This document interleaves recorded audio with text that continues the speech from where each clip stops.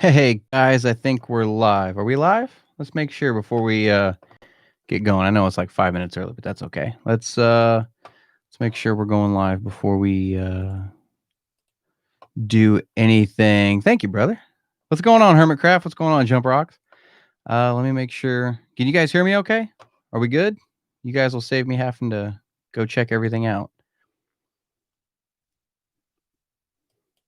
Yeah, man. What a week, man, for being a Star Wars fan. A lot of High Republic stuff coming out.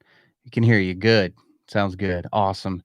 Hey, yeah, man, there's a lot of stuff coming out this week, isn't there? High Republic, we've got, so many Disney Plus shows coming in. I was thinking about it. I did a reaction video to the High Republic panel, and I was thinking about everything we have coming out, and I'm like, geez, man, there's so much. So I figured instead of doing game night tonight, because I was having issues with my PS4, I know there's a lot of people like to talk smack, say I should have got an Xbox. But yeah, I was having problems with my PS4, so I wasn't going to be able to do game night tonight. So I figured we'd at least do a live Q&A, kind of hang out a little bit and talk about some Star Wars or whatever you guys want to talk about. That's cool too. But I figured I'd be taking some questions from you guys. And I've got the Discord server pulled up. I've got the live chat and the super chat menu pulled up. And I've got Twitter pulled up. And you guys can send a question with the hashtag SWCanon podcast, and I'll get on there and check it out. But real quick, before we get going too awful far, there was a question that I saw from Christopher Barker, who found the channel not too long ago on game nights. And he had a question I put on the YouTube community page that we were going to be doing a live Q&A tonight. And he had a question to put on there, and it's a good question. And I didn't know what he was talking about. I ended up going and trying to find it, and I did find it. Christopher Barker had a question. He says, I have a question, Brian. What is up with all the hate videos on the High Republic? And they're all mostly saying the same thing, quote, where's the white males, unquote. There is one video on the High Republic ruins Star Wars by rewriting its history. I believe it was a Clownfish TV video. Cringe. So I didn't know what he was talking about at first, and I used to follow Clownfish, and I went back to their channel. I ended up unfollowing them quite a while back, and I was looking, and sure enough, they got a video, man, that is just, I mean, they're pissed off because there's no white males in the High Republic.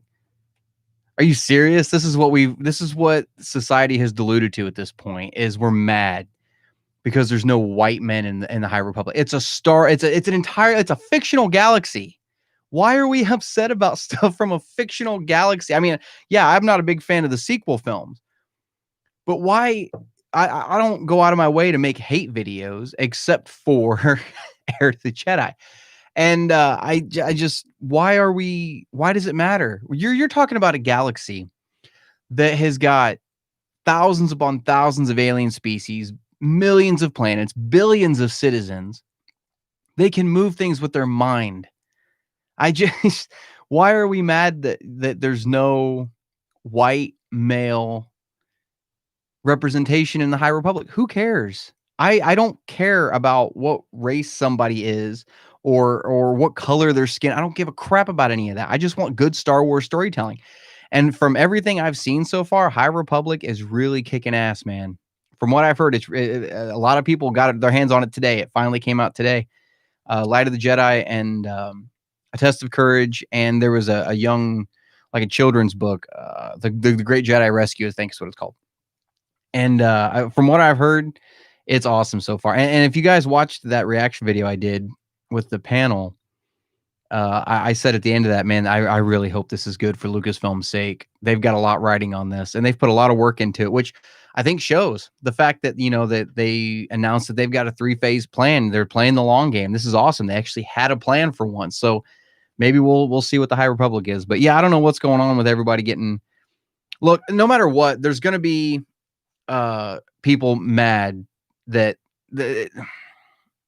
there's stuff that isn't the EU, that's not Legends anymore, that's not part of that timeline. People are going to be mad about it no matter what Star Wars comes out with, no matter what Lucasfilm comes out with. There's going to be people that just hate on it just so they can just, I mean, that's basically all it is. So I'm looking forward to it. I've heard nothing but good things, mainly good things about High Republic so far. I'm going to be getting my novels this weekend. I can't wait to pick them up and to dive into this. So yeah, I don't know what's going on with that, Christopher. Let's see here. Tim Peterson's watching. What's going on, brother? Unfortunately, I had ordered Light of the Jedi from Amazon, but it's not come to me yet. Interesting. That's not good. That's no bueno. You got to get your Light of the Jedi, man. I'm so anxious to read this. And you know, I've talked to a couple people already that started it, and they were saying there's a lot of Yoda hate and stuff like that. I'm just like, I don't, whatever. I'll to each their own. If you guys like it, you like it. If not, you don't. But I'm gonna watch it. I'm gonna read it on my own merit and kind of judge it and see what looks like. Steven's watching. What's going on, man? Hey, man, great work and love all the content. Have you started High Republic stuff yet? Thanks, man. I appreciate it. No, I'm gonna start it this weekend. I'm really excited to get my hands on it. And you know, I keep beating a dead horse with this, but I can't say it enough. This is Lucasfilm's opportunity to really show what they're able to bring to the table as far as original storytelling. Because, you know, we had Rogue One, which was its own thing. It brought in its own characters, had its own story. It was a story we knew that it happened at some point, but we didn't, you know, physically know the story. And yeah, you had Tarkin and Vader there, but they weren't overused.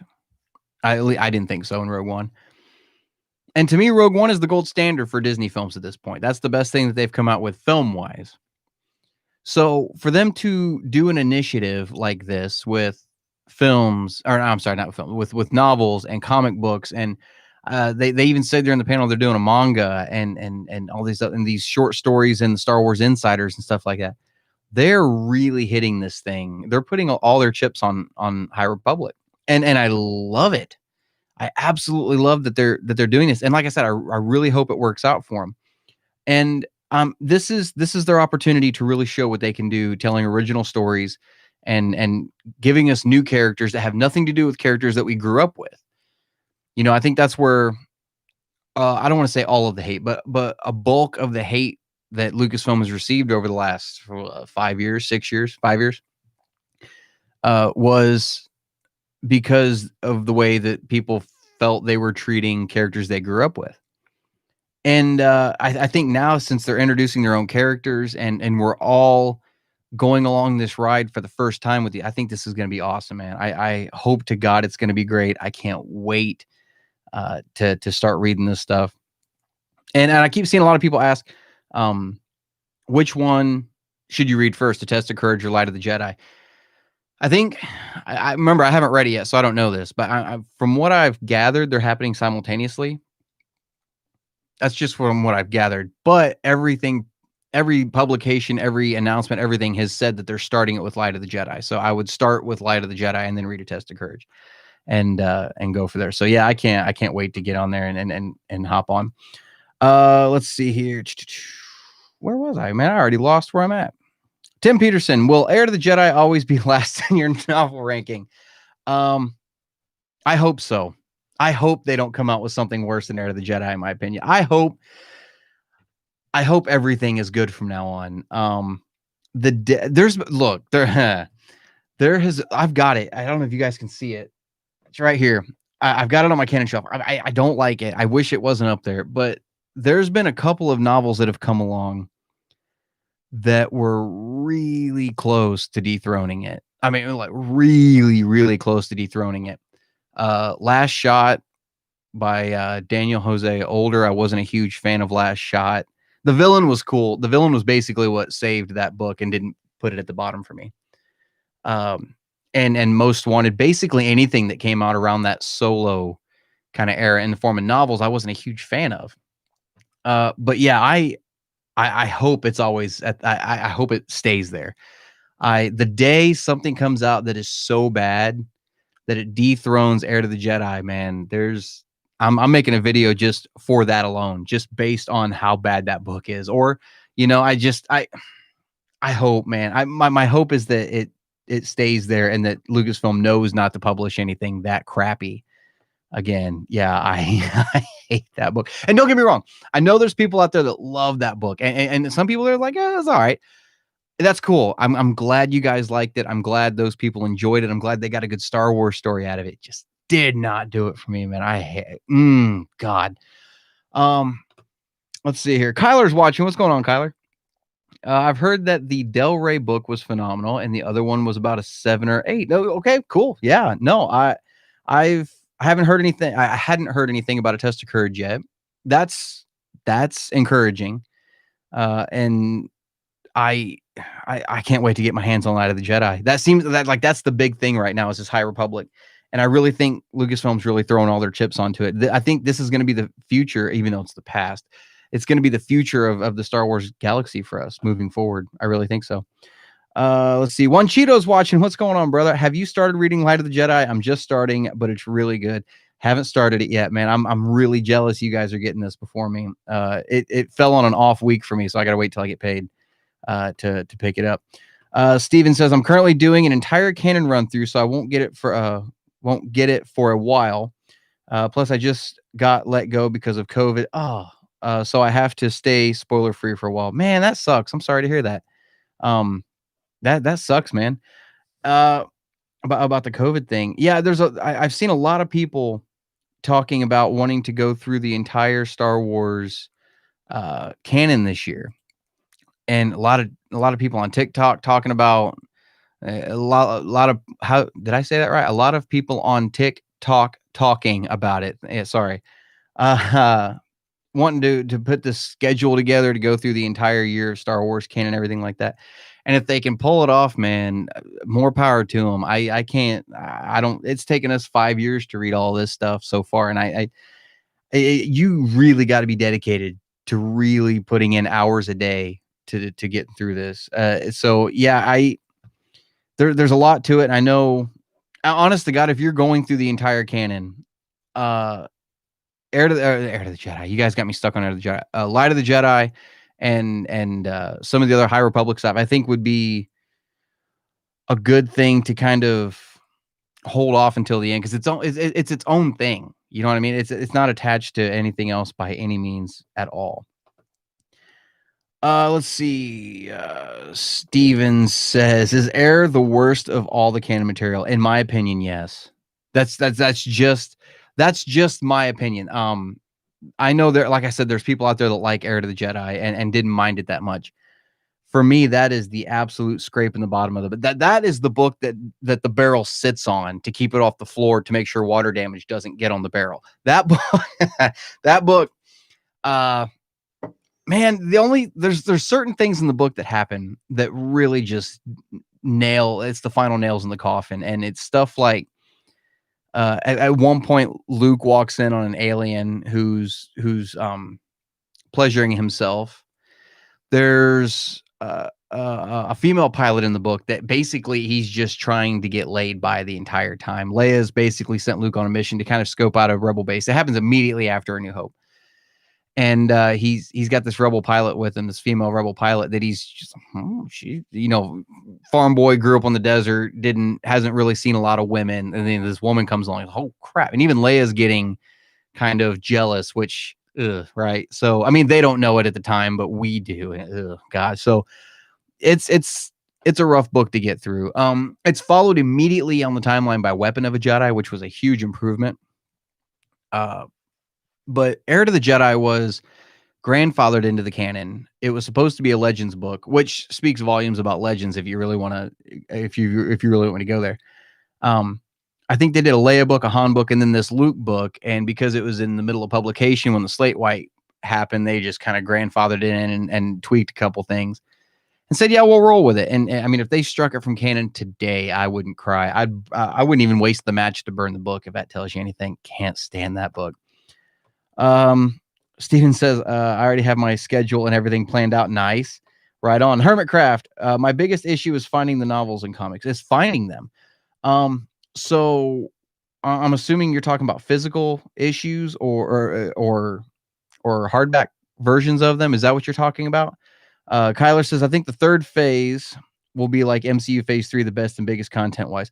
Yeah, I didn't know they were doing 3 phases until I watched that panel last night. And when they said that, because I remember sitting there thinking, is this going to be an ongoing thing now? Because they said we've got, the Star Wars High Republic Adventure comic, which IDW, which is coming out. That was going to be an ongoing series. And then the Marvel High Republic series, comic series, was going to be ongoing. So that told me at least a year, because any ongoing run, basically a year or two, because I think the shortest ongoing series so far was Canon Last Jedi, or the Last Padawan. I think it ran 12 issues, which was a year, but it was originally supposed to be ongoing. And then I think both Vader runs were, or the first 2 Vader runs were like 25 issues, but these were all ongoing series. And that's what they said this is going to be. So I was trying to figure out how long they were going to run with this High Republic thing. And I wasn't expecting 3 phases, man. I'm excited about this. I think it's going to be, I think this year is basically going to be all like introduction stuff to to High Republic, kind of getting you familiar with the world and kind of some of the events that are happening first and foremost that are kind of kicking everything off.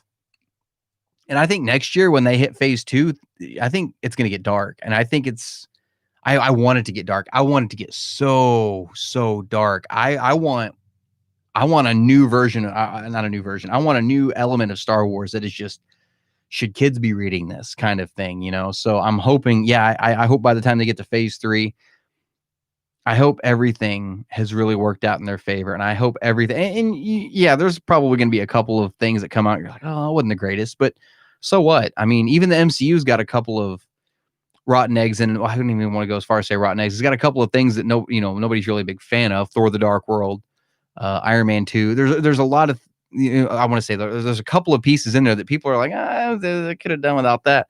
So for something with High Republic, we're probably going to get a stinker here and there, but I think for the most part, it's really going to be something. Let's see. Where was I? Steven says, Tim Peterson, thanks, man. I figured it would happen, but it's upsetting that it did. Talking about losing your job to COVID. Yeah, man, that's rough. That's really rough. A couple of my friends have lost their jobs to the whole COVID thing, and it's rough to get through, man. It's a trying time for everybody. It really is. Ace Bronx is on. What's going on? In that Canon ranking video that you made in 2019, is that every single Canon book ever made? Because I just watched it. The one in 2019. I'm assuming you're talking about, I think it was episode 23 of the podcast. At that point, that was the Canon novels. Yes. The updated ranking is out now, and there is a book missing off of there. It's the Clone Wars Stories of Light and Dark. I haven't picked it up yet. It's not on that list. The only reason I'm hesitating to pick it up is because it's basically retellings of Clone Wars episodes. And I was of the mindset, I don't know if I want a bunch of retellings on my shelf, but I mean, how many versions of every film do I have on the shelf right now between novels and films and you know what I mean? So maybe I do need to pick it up. That's the only thing that was missing on the new Canon ranking, the novels anyway. And I'm working on the comic video now. I think it's going to take a little longer to get out than I was expecting, because things are kind of hectic around my place right now and with my job, because I might be actually getting out of the grain elevator, believe it or not. I might actually be able to not take a break in the middle of the year now. I could be getting a promotion, so it could be good, fingers crossed. So anyway, let's see here. Tim Peterson, if you'd burn 5 Canon material, what would they be? Ooh, I can tell you top 3 right off the bat. It'd be Heir to the Jedi, C-3PO, the Phantom Limb one-shot comic. It tells the story how he got his red arm. The Chewbacca 5-issue run. I got 2 more I got to burn. 2 more that I could burn. Wait, did you say Canon? You said Canon material, so anything in Canon. The Rise of Skywalker, the film, and I gotta look, because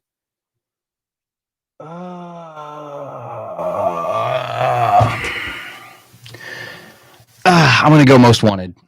I'm gonna go with Most Wanted. Also, the Han and Kira story. I wasn't a huge fan of that one, to be completely honest. Christopher asks, what book can you not stand? Also, lots of backlash to High Republic for stupid reasons from the toxic ones. Yeah, man, I saw your question on the YouTube post. I addressed that just right at the top of the show. The book I can't stand, man. It's Heir to the Jedi. You guys are really making me talk about this in the night. God. Hermitcraft. I mean, finding the books in any format, they're always out of stock. Oh, I see what you're saying. I have started ordering mine through my own mobile app. I know that sounds self-serving, but it's basically just it's Amazon where you find them through the app, but it's an affiliates account. So every time you guys order a book or a comic book or something through the mobile app, it's through my Amazon affiliate account. So we kind of get a little bit of a back commission off of that also, and it helps keep the app going as well. So you might want to check out that app if you have an Android device and if you've downloaded it. Cool, because this spring it'll be on iOS. If you have iOS, I can't help you with the mobile app thing until it comes out there. So, but yeah, you'll be able to purchase everything through there. Let's see. Nate Wolf's watching. What's going on, man? Did you read the first book yet? Your thoughts so far? No, I haven't read it yet. I'm gonna be picking it up this weekend. I'm so excited to get started on it. I can't wait. I'm gonna see. I've never sat and read a book in one day. Lost Stars is the closest I've ever gotten. I read it in 2. And I think I'm actually gonna get up Saturday morning. I'm gonna go get it Friday night. I'm gonna get up Saturday morning, and I think I'm gonna start it. I'm gonna think I can just power through it and have it done by Saturday night. I think I'm gonna do it, and then I'm gonna do a test of courage on Sunday. Steven says Acolyte comes out 2022, which is set in the High Republic and is said to be pretty dark. Yeah, I can't wait. I forget who told me. Was it Kyle Katarn? I think it was Kyle Katarn, YouTuber Kyle Katarn, when we had him on the podcast. I'm pretty sure it was him. He said he saw on a Chinese version of one of the novels that High Republic is, it goes up to like 50 years before Phantom Menace. So it's right there. And the fact that they said Acolyte happens at the end of the High Republic gets me so excited about what the Sith Acolyte could actually be. I'm over the moon about that. I'm starting to buy into the whole Palpatine being involved kind of thing. Can't wait for that. Kyler says, I joined the stream a couple minutes in. Were you talking about Geeks and Gamers video? No, I was talking about Clownfish. Clownfish TV is the one I was referring to. I haven't watched Geeks and Gamers video yet. Is there one on there also? Because I haven't checked it out. You got to keep in mind, too, there's people that build their YouTube channels around just hating everything Star Wars because they think that's what's cool. And I refuse to do that. Yeah, I mean, I've been told several times my channel would probably do better if I bashed on it once in a while, but I'm not going to do that. My whole point of this is to tell you guys how I feel about things. And if I enjoy it, I enjoy it. If I don't, I'll let you know. Heir to the Jedi, I don't enjoy it. But if there's parts of it that I absolutely love, I'm going to tell you guys about it. You know, I'm sorry. I'm not going to whore myself out to other people's opinions just for views and subscribers. You know what I mean? Christopher says promotion good. Thanks, man. I'm excited for it. I'll be out of a grain elevator finally. I won't come home smelling like boot water in it. I'm glad you guys don't actually know what that smells like. Yeah, I can't wait. Christopher says the beginning of the show, I missed it. Can you please repeat? Oh yeah, okay. So I was basically talking about how I personally think it's crap that High Republic just came out today, and there's already people that are angry that there's no white males in the High Republic. Who cares? Is basically what I'm getting. What I got at. Who cares? It's a galaxy full of aliens and blue Twi'lek women. You know what I mean? And you're worried about white men. Not you. I know it's not you, but people out there. You're worried about white males being in Star Wars. You're worried about not having quote unquote representation. Who cares? It's a fictional universe. You know what I mean? I don't get it. It's Star Wars. I'm gonna enjoy it. I don't care what color the skin is on the people in the book. I don't care. I don't. I don't know why people are making a big deal about it. I know why. They're making a big deal of it just because they need something to make a big deal of. Which tells me the books are really good, because otherwise they'd be complaining about the story and the plot and everything like this instead of white men, which tells me there's nothing else to complain about the books except that, yeah, they're going to be great. Steven says, I have iOS, so I can't get the app yet. I'm sorry, man. I'm working on it. The reason it's not on iOS yet, and people keep asking me this, and I really haven't addressed it officially, so I guess I can do that here. The reason I haven't addressed it yet, or that I haven't got it on iOS yet. The app builder that I use, I use a website to build my app, and basically it's a service, a very expensive service that I put the app together. I make all the graphics myself. I upload everything. I put it together. They've got certain like templates that you apply to each page, and you put the pictures in and everything like that. And they got to make money too, so you have to pay them for service, right? For a package, for a subscription package to make sure your app is still live. So in order to keep the app live, I have to keep paying this subscription fee, which is really, really high. And in order to get it on iOS, which is what a lot of people use, you have to pay them the next tier of the subscription to get it on iOS as well. And so I haven't got that far yet. And that's what I plan on doing this spring, when taxes start coming back and stuff like that. And I'll be able to pay for it for a while, hopefully. And it's actually, it's really expensive. It's really, really expensive. But yeah, that's why it's not on iOS yet. I think once it gets on iOS though, because it's doing well on downloads. I've been watching the analytics on my app builder, and it's getting good downloads. Every time I send out a push notification for new Canon or something that comes out, it's telling me how many devices the notifications are going to. And even with some people having notifications turned off, it's got a really good number of downloads. I'm really happy with it. So I think once it comes out on iOS, it's really going to take off. I will warn you though, I think once it comes out on iOS, I'm going to end up putting that timeline behind a paywall. I hate to say that, but I think I'm going to end up doing it. Because I don't know if I should tell you guys about this or not. You know what? I was talking to Richard J, and he said that I probably didn't need to be brought up, but I'm going to bring it up because I'm really, really excited. I got some really bad news on Saturday. And this is the first time I'm telling anybody of it. Jay's probably going to kick my ass for saying anything, because I didn't even tell the other co-hosts. What happened was I got a cease and desist letter from Lucasfilm for the mobile app. And actually, if you guys will hang on a second, I'll pull it up. Hang on a second.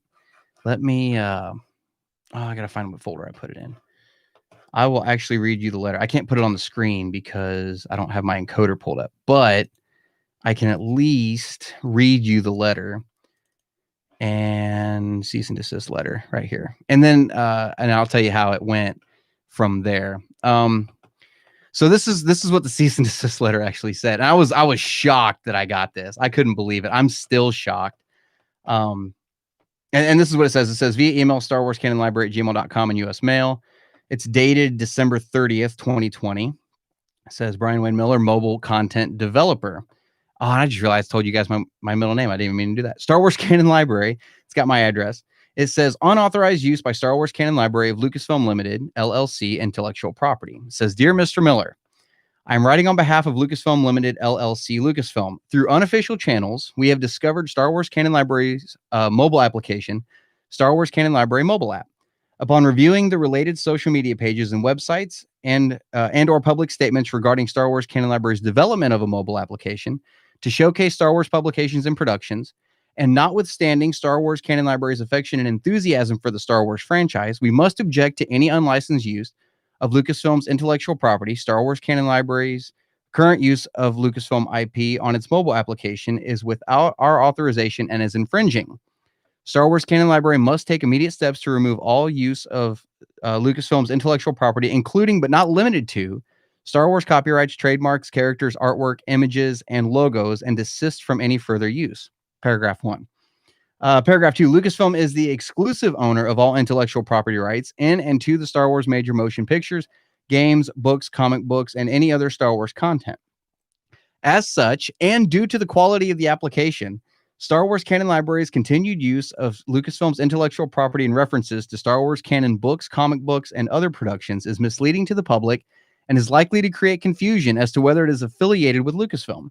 Lucasfilm does not permit its names, characters, logos, copyrights, and or trademarks to be used without authorization.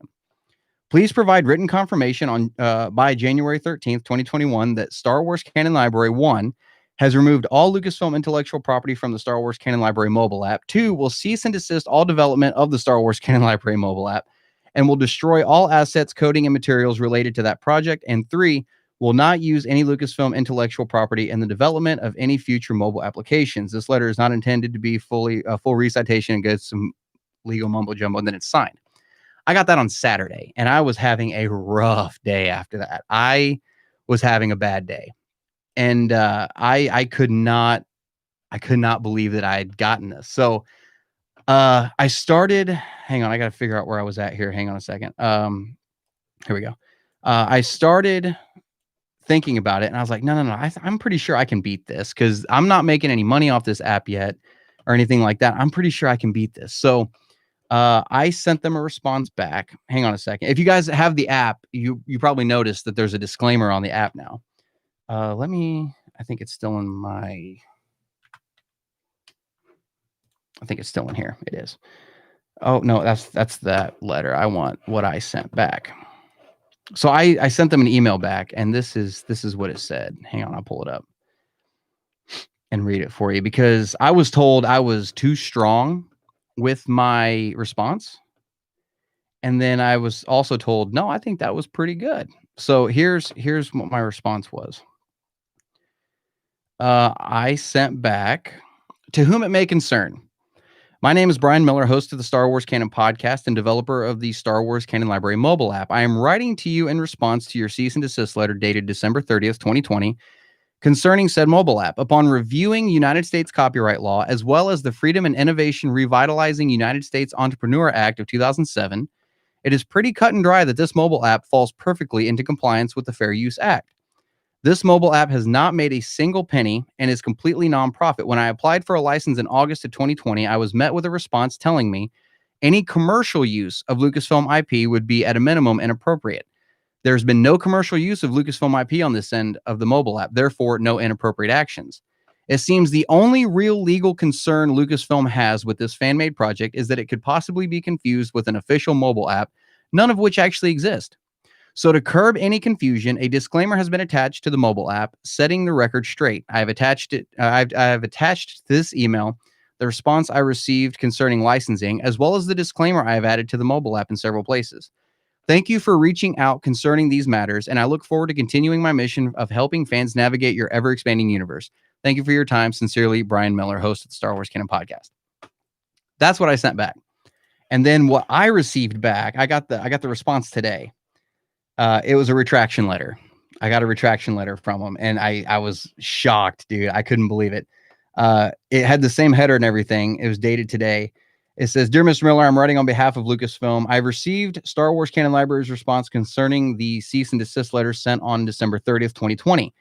After reviewing your letter, attached disclaimer, and giving the mobile application in question another look, we at Lucasfilm reluctantly agree with your assessment of copyright law. Furthermore, we agree your mobile application does fall into compliance with quote-unquote fair use policies.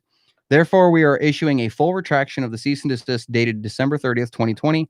Although we still deem such a mobile application inappropriate, we concede the application is simply educational and should remain free of charge. Thank you for your passion and enthusiasm surrounding the Star Wars universe." That's what I got back. So we beat him, and we're able to keep the mobile app. I couldn't believe it. I'm shocked. I think I'm going to frame those damn letters and put them on the wall behind me here in the booth, just so I can have them. I really think I'm going to, because I couldn't believe it. I had a bad 2 days because of that. And I was really freaking out, man. But anyway, yeah, I just thought I'd throw that out there too. But yeah, it's coming to iOS on well, it comes springtime. I can't give you an exact date, but it will be coming out. Christopher says, "I'd burn Force Collector from Canon just because it's a nostalgia trip through the saga." You know what? I might burn that one before Most Wanted, to be honest. No, I think Most Wanted still would get the match, but Force Collector was rough to get through. Force Collector was rough. Yeah, because it was basically Star Wars Greatest Hits. Hermitcraft, you can download BlueStacks on the computer and get the app that way. I don't know what BlueStacks is. It's an Android emulator. I should have read on. Yeah, no, that might actually be a good idea. Because, I mean, maybe I'm just tooting my own horn because I made the damn thing, but I think it's a great app. I think it's very helpful. I really do. But like I said, I built it, so of course I would think that. Tim says, I'm still waiting for your app to come out for iOS. I know this wasn't a question. No, you're good. I can't wait for the app. It's coming. The other reason it hasn't come out on iOS yet is I don't own any iOS devices. And in order to sign in to my iOS and Apple accounts, I have to have an iOS device, and I don't have one. And I was trying, because it's got two-factor authentication. Am I saying that right? Two-factor authentication. Yeah, that's right, on it. And I can't get into it now because I don't remember what my password was. I got the podcast on Apple Podcasts, and since then, I don't remember what the password is. I'm horrible. Let's see here. Ace is watching. So have you read anything? Have you read every single Canon novel to date, except for High Republic stuff? Yes. And that Stories of Light and Dark. I haven't read that yet either. But yeah, I've read every single one of these, man. They're all up here. Every single effing one of them. Fun times, man. Spent a lot of hours staying on top of them.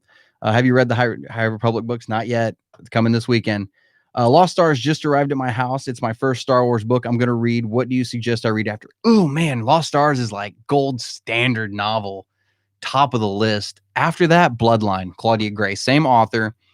It's a political thriller novel. It happens about 5 years before The Force Awakens. Leia is still in the New Republic. The Resistance hasn't really been formed yet. And Luke is still out in the galaxy running around with Ben as his apprentice. You don't see them in the book, but it's a Leia story. And man, it's a good one. I would definitely read Bloodline next if I were you. Personally. Yeah, but yeah, Bloodline's great. Christopher says, I hope my library gets High Republic books on the shelves for me to read. I'm sure they will. That's how I used to read all my old EU stuff. We just go to the library and check them out. And you had like 2 weeks or whatever. I haven't been to a library in forever. Vincent on, I suggest Leia and then Bloodline. Yeah, absolutely. Leia's a good one too. Same author. All three of them are Claudia Gray. She is the queen of canon. And the fact that they got her on board for this High Republic initiative, it makes my heart sing, dude. Absolutely love the fact that they got her involved with that. Let's see. What's the app called? It's the Star Wars Canon Library mobile app. It's a mouthful. I know. I'm working on it. But yeah, it's the Star Wars Canon Library mobile app. And I've been keeping it updated the best I could. I kind of lagged a little bit on the holidays, and I apologize for that, guys, for those of you that do have it out or do have the app. But I'm working on getting the TPBs put together for the comics right now. Every 5-issue run or every volume, I'm working on getting those. I worked on that today some. And I'm working on getting them on there. Once I get them in there, then all I have to do is maintain it. That's easy. But getting caught up on everything that is already out is just, oh my God. And I'll say this too. I guess this will be the first time I've announced it. I am currently working now. I don't know when this is actually coming out. I don't know when it's going to be integrated into the app for public use. But just know that at some point in the future, there's going to be a Legends tab added to that app. And it's going to be all the Legends novels in chronological order with their own timeline and everything like that. Each one will have their own page. I'm working on getting that stuff put together now. I'm compiling that list, and that'll be added to the app. Man, I don't want to give a time frame either because I don't know when that's going to happen. I'll just say I have plans for that. So that'll be coming to somewhere down the line. Christopher says, do you think we'll get figures based on the High Republic? Man, I hope so, because the last time we got figures based off of a novel was Shadows of the Empire, Thrawn trilogy, the original, like the OG Thrawn trilogy. That's how you know a book is good, when it gets its own Power of the Force action figure line. Purple card Shadows of the Empire figures were the shit. I'm sorry, but they were like Chewie with a flat top. That was amazing. Ladino's on. What's going on, man? I sup my G's. That was not harsh at all. I don't know what. I'm assuming you came in while we were talking about some of the bad novels. Hermitcraft. Yeah, that was a good response. I thought so. Like I said, a couple of my friends told me, Kirsty told me, and then a buddy of mine was like, "Man, that's harsh. You want to make friends there, right?" And I'm like, "No, because look, I love Star Wars. Don't get me wrong, but some of the stuff that's been going on with Star Wars lately is just, and we always talk about how parts of the fan base are toxic. It's not just the fan base, man.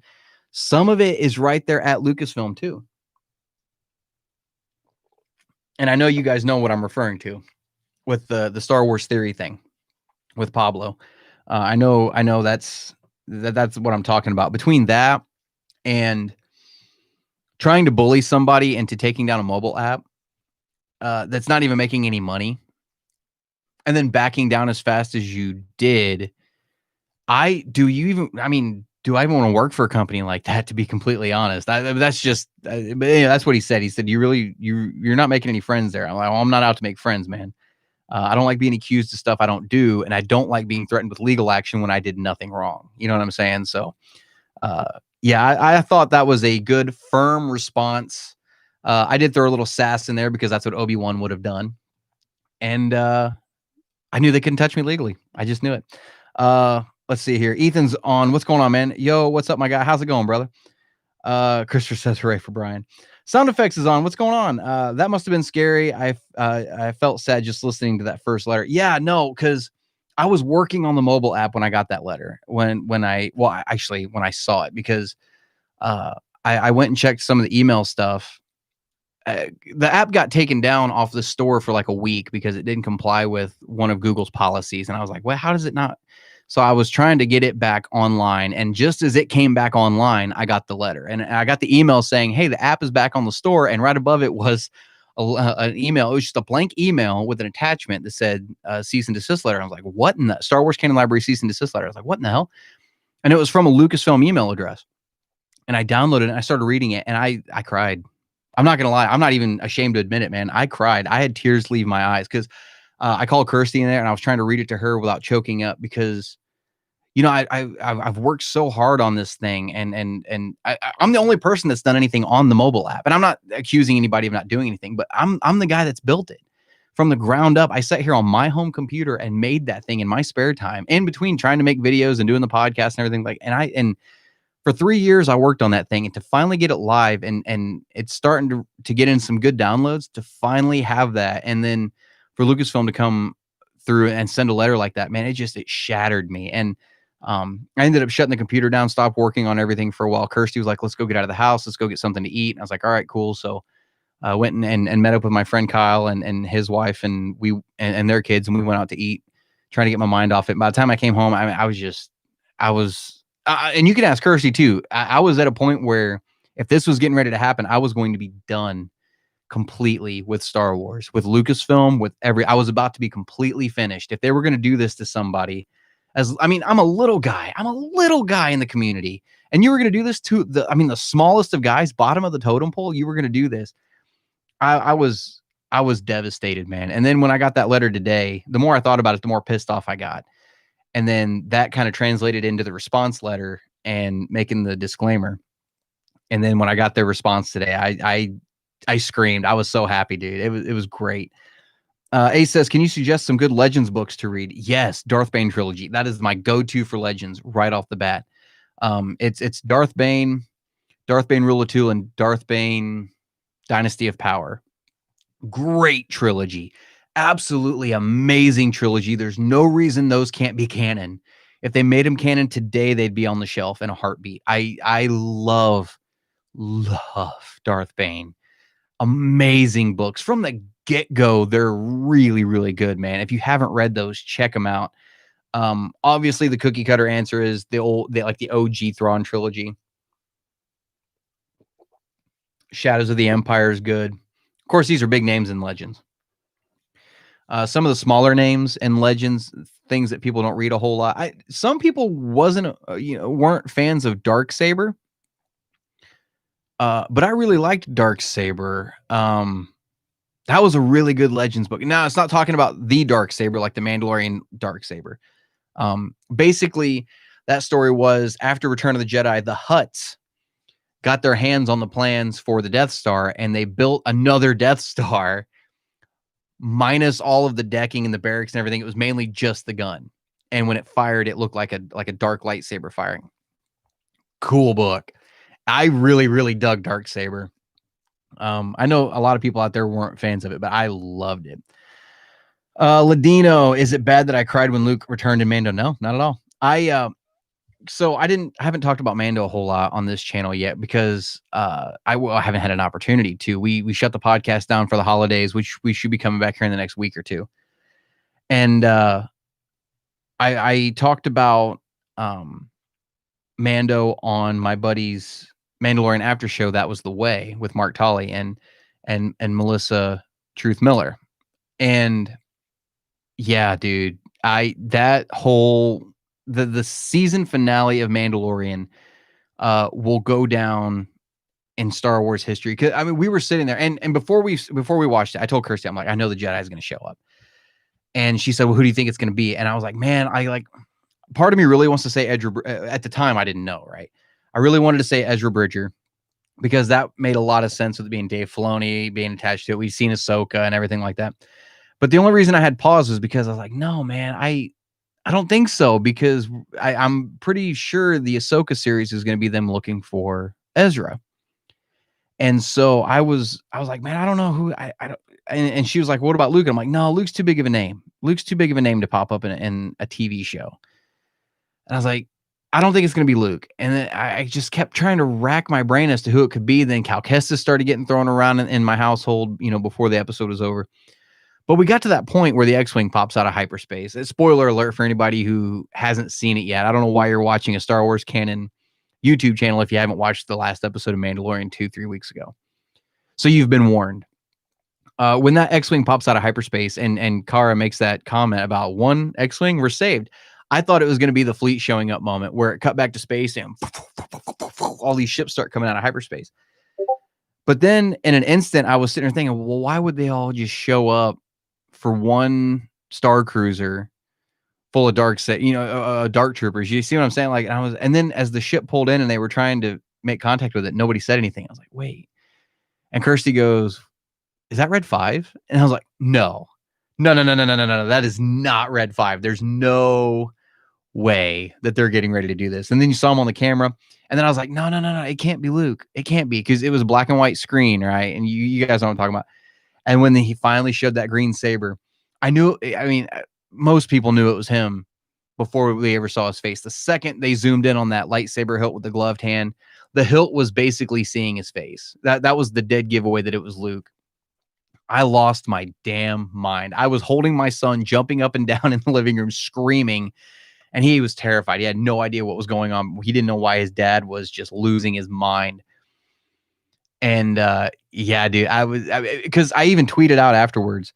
I said, we live in a world now where we have seen a live action post Return of the Jedi Luke Skywalker go toe to toe with a squadron of dark troopers in live action. What a time to be alive.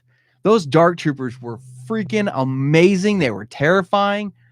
Just everything about them, the music that they used, when they were introducing him and the way the camera angles were, and just the quick zoom ins on the face when he pulls the doors open and you see just everything about him was menacing and dangerous. The sound effects that they made, and to see Luke just cut through him like butter, man.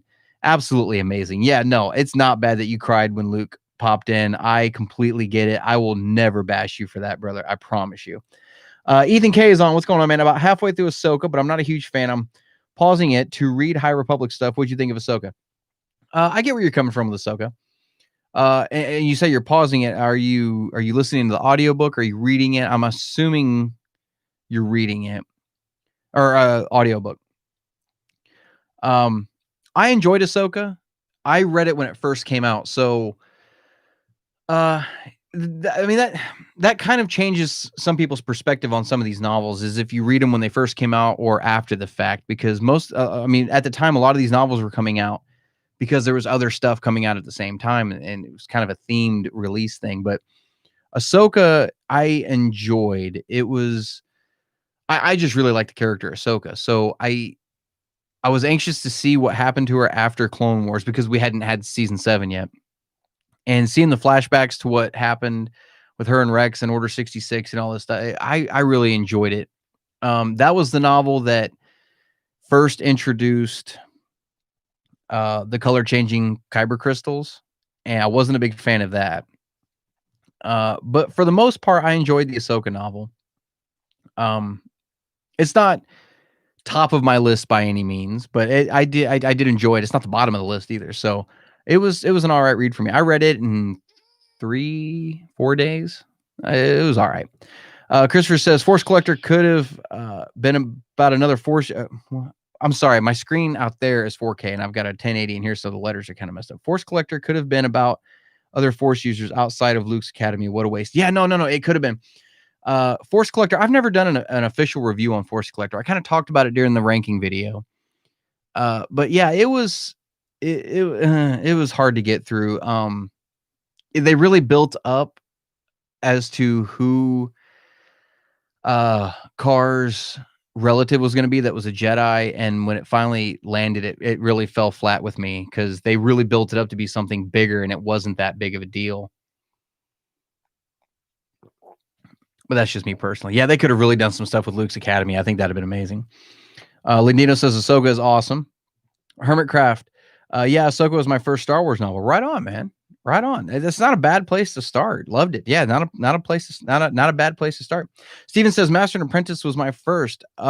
Yeah, so that's not a bad one either. Out of all the Claudia Gray stuff, that was what, her fourth novel. I'm not counting her short story and from a certain point of view that it was based off of, but just novels. I think it was her fourth novel, and it's the fourth on my list. It's of those of her novels, that's my least favorite, but it's still good. Like, I mean, it's not like just because it's the last on the list means I don't like it. I still like that book. It's just I like the other three better. But yeah, no, I liked Master and Apprentice. I kind of took a pause in reading it though because it was during my harvest season last year or year before last, and I had to stop about halfway through to go do my harvest season, and then I came back, and that's why it took so long to read. But yeah, it's not a bad one either. Steven says shelf tour sometime. Yeah, I could do a shelf tour and actually kind of talk about each book a little bit. Maybe that's the way I should do my novel rankings, is actually go through and talk about them in chronological. Maybe not. I don't know. But yeah, we can do a shelf tour. Yeah, I don't see why we can't do that. I moved it all in here, and now I have to, because this room is so, like, right here are the walls, right? This is a closet off the office. This is what I turn my booth into, and so it's like 4 foot wide, and these shelves are a foot from the wall each. So I've got this 2 foot space right here just for me, and I have to crawl under my desk to get in here. This is why I call it the cockpit now. But yeah, I could probably do a tour in here. Absolutely. Tim says, who's your 5 favorite Star Wars writers, novels, comics, movies, etc.? Ooh, okay, so Claudia Gray's top of the list. You've got to put Timothy Zahn right behind him. The only no, I'm going to put him third. Oh, yeah, no, I'm going to put him second. So Claudia Gray is first.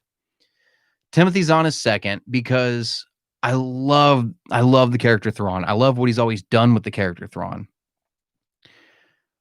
But I want to see him step outside of Thrawn and tell some other Star Wars stories. Maybe come up with some new original characters. Don't just keep writing Thrawn over and over again. You know what I'm saying? Don't get me wrong. I'll take all the Thrawn he wants to throw at us, but I'd like to see him step out and do something other than Thrawn at least once, just one time, just for a try. In canon, anyway. So Claudia, Timothy. Where was I? Right here, Tim. Comics. I really like Charles Soule and his Vader run. I think he did the second Vader run, like Vader Year One. Really great comic run. Who else? Let's look up here. Jason Fry's good because he's written a lot of good stuff.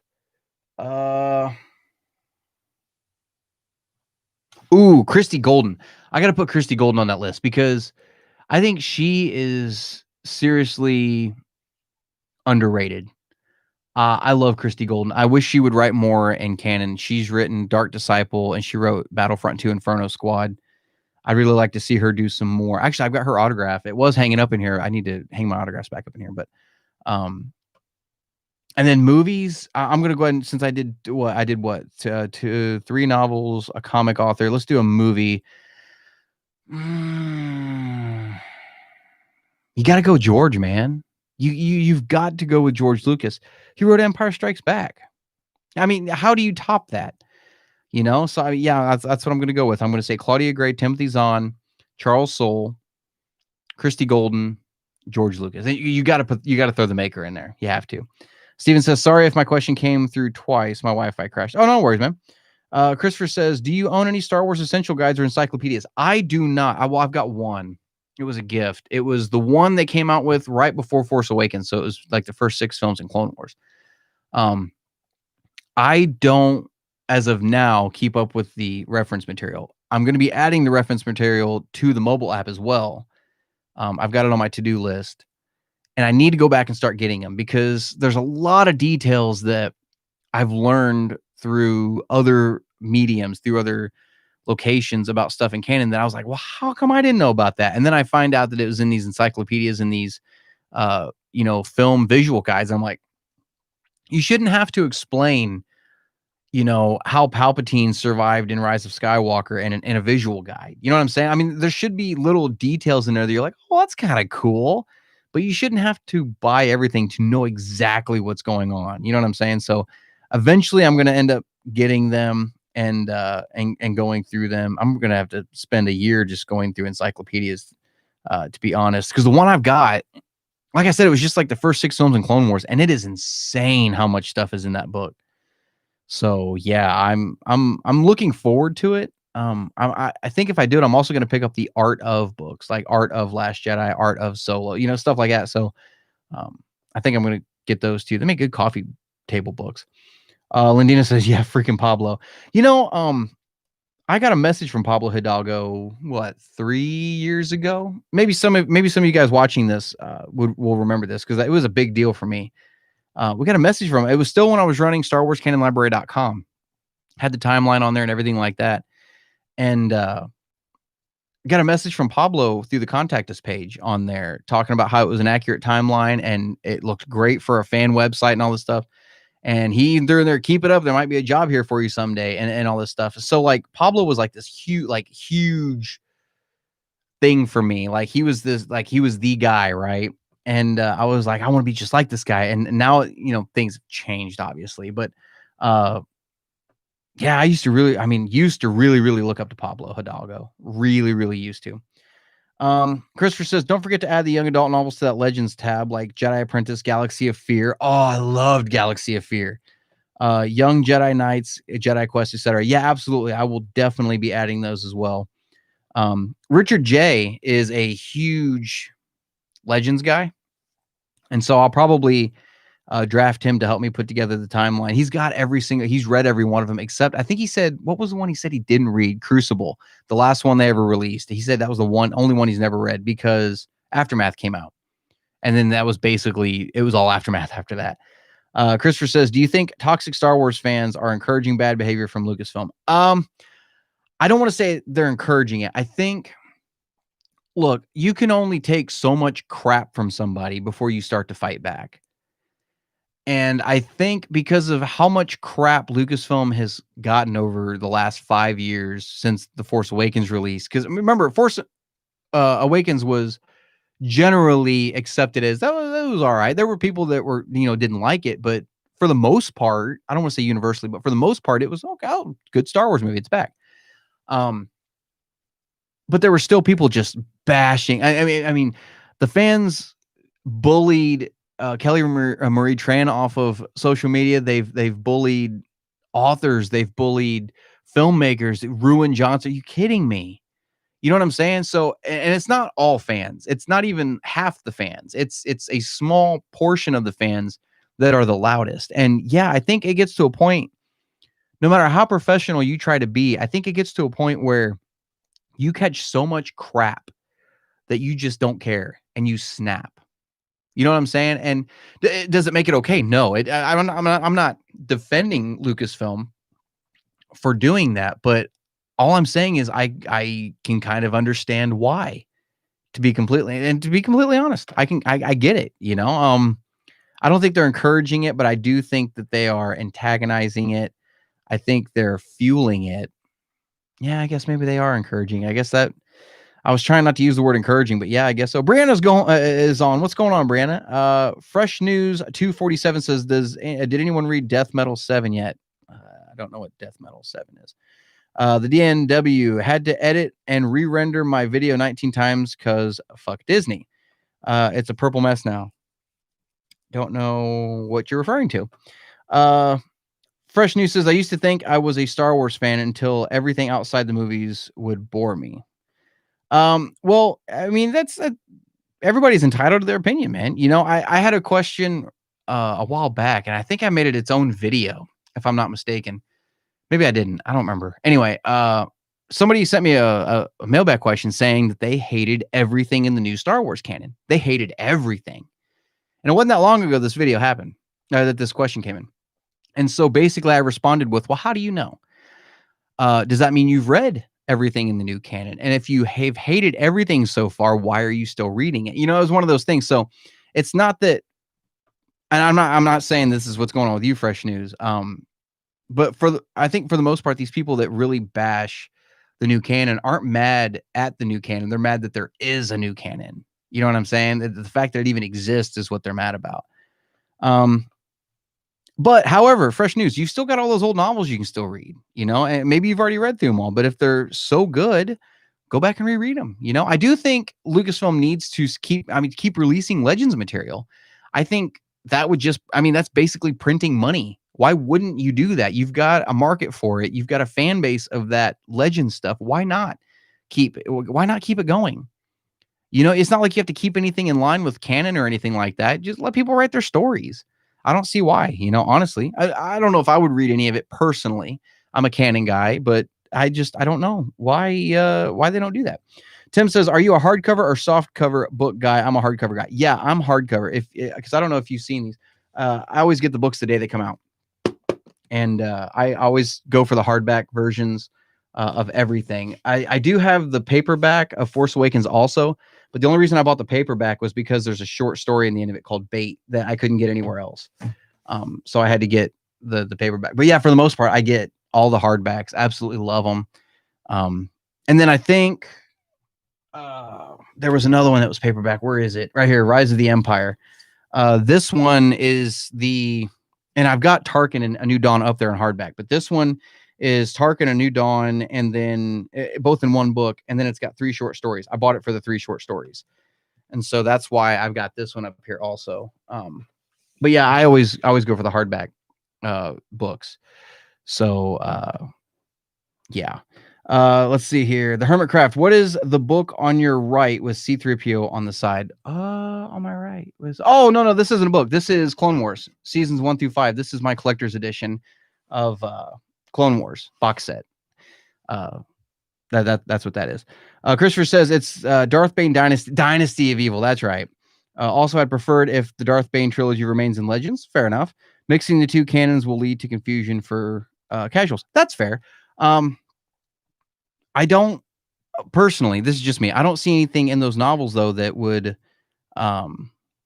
really contradict anything in canon right now. We don't know how the High Republic thing is going to go. However, I mean, Darth Bane was like thousands of years before the film. So, I mean, it would even be before High Republic.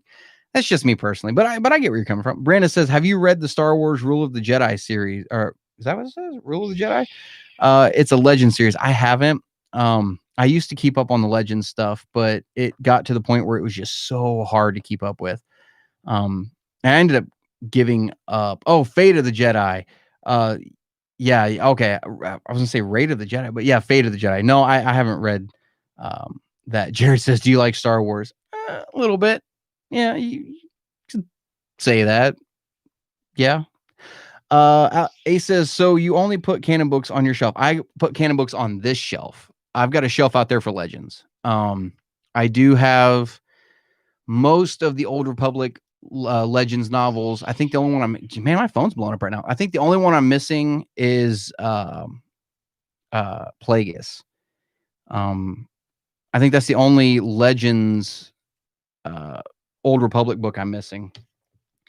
But yeah, only canon on this shelf. But however, however, there are 3 books on here that actually are not canon, but I put them on here because of the way some of the other canon novels have been treated. And I'll give you an example. I've got the novels up here for episodes 1, 2, and 3.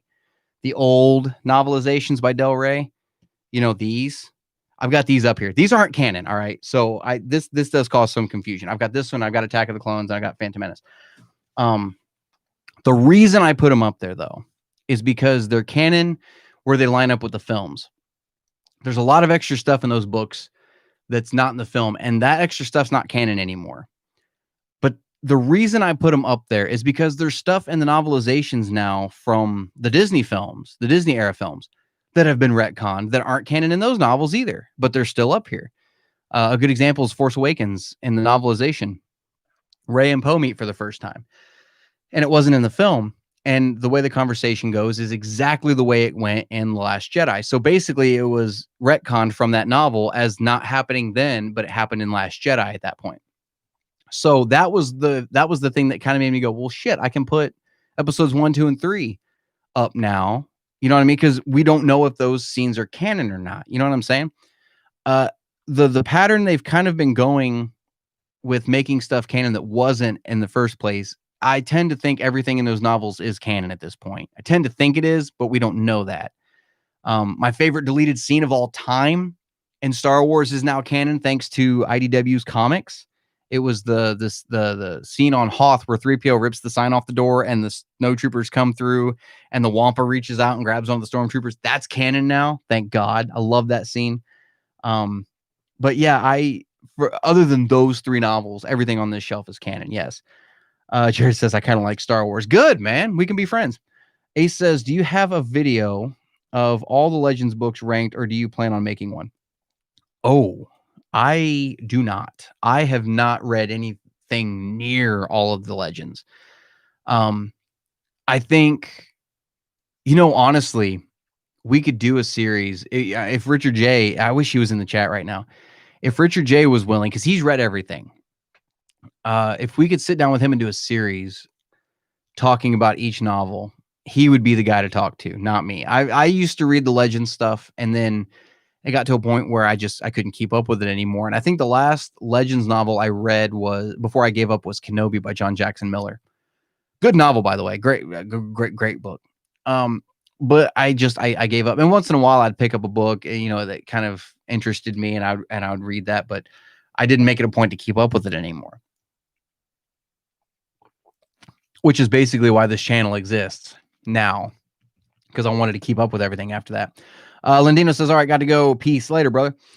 Christopher Barker says, do you find it funny that fans, quote unquote, think there's a civil war in Lucasfilm? I do. I think it's very funny, to be honest. I shouldn't say funny. Yeah, I'm going to say funny. I think it's funny. You've got these, we live in a world now where you can show somebody the sky is blue, and if they I just absolutely believe that it's not, there's nothing you can do to change their mind. You can prove stuff to people, and whatever. That's fake news. You get what I'm saying? Like, it's just people nowadays, you can't tell people things because they just don't buy it. You can prove stuff and it's just, it's sad, to be completely honest. It really is. And it makes me sad. There's been times where I've been embarrassed to be a Star Wars fan because of the way other fans on social media were acting, especially around the time Last Jedi came out, man. That was a dark time for Star Wars fandom. It really was. And yeah, the fact that they think there's a civil war, and it doesn't help. And look, I don't bash other YouTube channels because I don't see other channels as, a competition or anything like that. It's just, I don't bash other channels because, hey, you know what? I put my opinion out there. I'm not going to bash somebody else for putting their opinion out there, even if it's different from mine. You know what I'm saying? But there is one channel, and you probably already know where I'm going. And I'll go ahead and say it. Mike Zero, man. I think, he's got this following that he's always putting this stuff out, which none of it ever is right. He's never right about any of it. He's never been right about a single thing that he said he had an inside scoop on. And I think channels like that are really encouraging that kind of behavior and whatnot. And I can't stand it, and it's because of channels like that are starting some of these rumors that people buy and they run with because that's what they want to believe. And it always turns out to not be true. I mean, remember when they were talking about how Kathleen Kennedy was not going to re-up her contract? And then there were inside sources saying that she was not going to. They could confirm it and take it to the bank. And here we are she's rolling out High Republic. She's rolling out 10 television shows on Disney Plus. Yeah, no, Kathleen Kennedy's not going anywhere anytime soon. However, if she does, it's gonna be worth taking a step back and going, well, okay, well, what did they have right and what didn't they? Ace says, do you think the Rise of Kylo Ren book in your did you rank the Rise of Kylo Ren book in your episode 23 ranking? The Rise of Kylo Ren was a 4-issue comic run. No, and it was not out yet. That one came out about the time of Rise of Skywalker. Matter of fact, I think the last issue came out right after Rise of Skywalker came out. Steven says, that's a comic book. Yeah, a series, not a book. Yeah. Yeah, I am going to talk about it in the comic ranking. It's actually pretty high on the list, guys. That comic, I'm not to drop any spoilers or anything, spoilers for my own video, but yeah, that Rise of Kylo Ren comic is pretty high on my list. And I mean, that's weird because I'm not a fan of Rise of Skywalker, and that comic's pretty far up there for me. Christopher says there's KOTOR campaign guide and Star Wars: The Old Republic encyclopedia that I'd like to get. Yeah, I've got the KOTOR campaign guide somewhere. I think it's in my basement somewhere. I probably need to go find that. I need to do another run through of KOTOR. How many books are in the series? Ace says, I'm assuming you're talking about the Kylo Ren comic. It's 4 comics. They're in my long box out in the other room. It's 4 issues, and it's pretty good. It's pretty good. I mean, we even go back to Dagobah at one point in that comic. It's pretty good. Or no, hang on, I'm thinking of the Snoke comic for the Dagobah thing. But anyway, no, the Kylo Ren comic is still really good. You see why Luke says he took a handful of his students with him. It's not what you think. So, good comic. Luke Michaels is watching. What's going on, Luke? Ace, oh, I lost you. Where'd you go? I really enjoyed Darth Plagueis, and it made me appreciate the Phantom Menace in a way I never really did before. I've never read Darth Plagueis, but I've heard a lot of really good things about it. That's the one, like I said earlier, that's the one novel out there I don't have. I need to get it. And I think we're going to be getting, like I said earlier, I think we're going to get the Darth Plagueis story with the Acolyte. With it being 50 years for Phantom Menace, I think we're gonna get it at some point very, very soon. Ace says, Luke, good to know. Thank you. Dream is watching. What's going on, Dream? Hello. Dylan Jedi. Wow, it's Dream. The DNR. Sorry, when I typed that, you were talking about something similar. Censorship. Didn't realize you were reading every comment. Yeah, no, I'm reading everything. This is the kind of YouTube channel. There are people that when they do live videos, they only focus on super chats, which, don't get me wrong, anytime a super chat rolls in, I'm eternally grateful for you guys for your super chats. That's awesome, man. That's absolutely cool. But I started this channel so that I could talk to other Star Wars fans. And what better way than to sit and actually talk in a live chat? You know what I mean? And not just focus on people who are willing to pay you to interact with them. I don't fully, I don't want to say I don't agree with that. I don't get that. You know what I'm saying? So I do my best to make sure I try to talk to everybody I can. Like I said, I love talking Star Wars. And I mean, if you guys want to send super chats, you guys are more than welcome to do that. I'm not going to stop you, obviously. But yeah, I love talking to people about Star Wars. Ace says paperbacks are cheaper, so I buy them. Yeah, you can get the Legends novels pretty cheap in paperback right now. I mean, like hella cheap, like really cheap. If you know where to look online, you can get them for less than $1 a piece. So yeah, and even the paperbacks for the Canon stuff. The only reason I get the hardbacks is I think they look better on a shelf. Just me, and I feel like they last a little longer. Let's see here. Tim Peterson says, I remember that video you did about hating everything in the canon. Yeah, I couldn't wrap my head around that because I got that question and I went to work the next day because I was going to do that video that night. And I remember thinking about that question. I was like, man, there's no way. There's no way. So I sat down and started crunching some numbers and I'm like, there's no way somebody hates everything.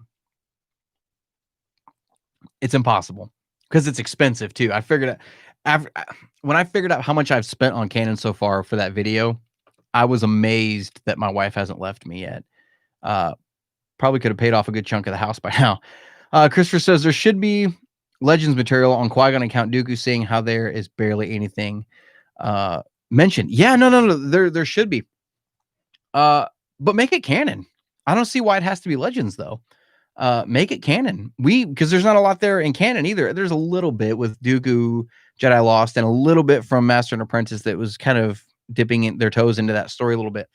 But yeah, man, absolutely. I think there needs to be some more Qui-Gon, Count Dooku, because those two Jedi were vastly different types of Jedi. You wouldn't think so on the surface, but they really, that was a weird dynamic. Even I don't want to say as much as Obi-Wan and Qui-Gon was, but there'd be some interesting stories there. And I don't know why. I mean, Claudia Gray could make a series called Master and Apprentice of novels, and do one of Qui-Gon and Dooku. You could do one of I just had it, and my brain literally just went Luke and Ben. You could do a novel of Luke and Ben. You know what I mean? Make it a Master and Apprentice kind of series. You know what I'm saying? And talk about all of these different relationships, because every time you see a student and a master, hell, you could even do one with Ahsoka and Anakin and make it happen inside the Clone Wars somewhere. You know what I'm saying? Like there's so many different dynamics you could do with these different characters that would just be amazing to see. I just think it'd be absolutely awesome. Christopher says, do you think the prequel movies should be reprinted to fit better with the current canon? You know what? I think so. I think that'd be a good idea. I really do, because we don't have official canon novelizations of 1, 2, and 3. I think that would be a good idea. I really, really do. Yes. Ace says, can you explain Legends versus canon? Okay, so Legends, yeah, this is pretty cut and dry. Legends is anything that came out before April of 2014. Anything that came out before April of 2014 is what they call Legends now, or expanded universe. And those stories never happened. I mean, you can say that they happened. You can sit there and read them, right? And it's happening in your head, right? I mean, there's stories that say still exist. But as the timeline is set now in this timeline, you can say it's an alternate timeline if you want. I would even agree with that. But there's stories that didn't happen inside the vein of where the films have happened. You know what I'm saying? So, and canon is everything that's textbook history. So, even for me personally, like, you know how many versions there are of the classic trilogy? You had the theatrical versions, you had the special editions, you had the DVDs and the Blu-rays. They changed stuff between the DVDs and the Blu-rays. So you've got all of the, and then now the Disney Plus changes they've done. If you guys don't believe me, go watch the Han and Greedo scene on Disney Plus. It's changed again. Believe it or not, they changed it again. But if you sit there and you watch, let's say, the theatrical run of Star Wars, for me personally, this is the way I think of it. That version of A New Hope is a Legends version. So that Han, Luke, Leia went on to fight Thrawn after Return of the Jedi, stuff like that, right? And then if you watch the Blu-ray version, that's the canon version of the film. So that's the Han, Luke, and Leia that went on, to birth Kylo Ren and all. You see what I'm saying? So that's kind of the way I think about that a little bit. But that's kind of the difference between Legends and canon. Legends is stuff that hasn't happened yet. Anything from Legends can be brought into canon, but it has to be officially made canon. And actually, Lucasfilm has to come out and say this actually happened. This is part of it. And they've been bringing elements of Legends into canon over the last several years, like Thrawn, Jaxxon the rabbit, stuff like that. When they brought Jaxxon on, I was like, Jesus Christ. Oh, why can I not think of his damn name? There's a bounty hunter. In the bounty hunter comics, Valance, I think is his name. He's come back from canon, and they've actually made the Legends comic that he was originally introduced in canon. I've got that one out there too. Hang on a second. I touched my glasses, so I had these two big fingerprints. And it was going to drive me crazy. But yeah, that's basically the difference. Christopher says, do the series with Richard J. I'll talk to him and see if he wants to do something like that. I think it'd be a lot of fun to do something like that. Tanner Lund, man, thanks for the super chat, man. I appreciate it. BM, you are the man. Thank you for all you do for the community. A positive place for Star Wars fans. Do you have a favorite character exclusive to novels? Ooh, yes. Admiral Ray Sloan. Oh, she's not exclusive to novels, though, is she? I take that back. Oh, man, to the novels? Do we have any characters that are exclusive to novels? You got me looking now. I don't know if we have any, do we? Yes, I know who. I wasn't a fan of the novel that they were in, but I was a huge fan of this character. Oh, hang on, let me look at his name because I love this character, but I can't think of his name. He was in Last Shot. What was the name of the villain in Last Shot? I can't remember. I need to start earmarking some of my pages so that I can find him easier. But yeah, it's the villain in Last Shot. He was like this Frankenstein, Dr. Frankenstein. Um,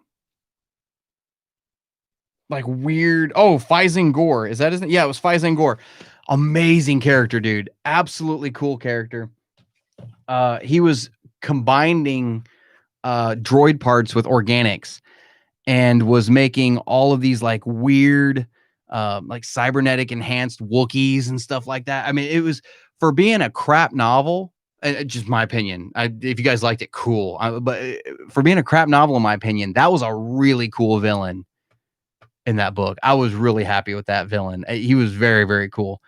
Um, let's see. Are you planning on doing a ranking of the television series? Yes, actually, I am. It's gonna be a shorter video, obviously, because we've only got 5 out. But I think I'm gonna wait until after Bad Batch comes out and we get through that kind of initial season of Bad Batch before I do it, because I don't want to do it and then immediately have to do it again for Bad Batch. You know what I'm saying? So I think I'm gonna wait until after Bad Batch and then we'll do the TV shows. Absolutely.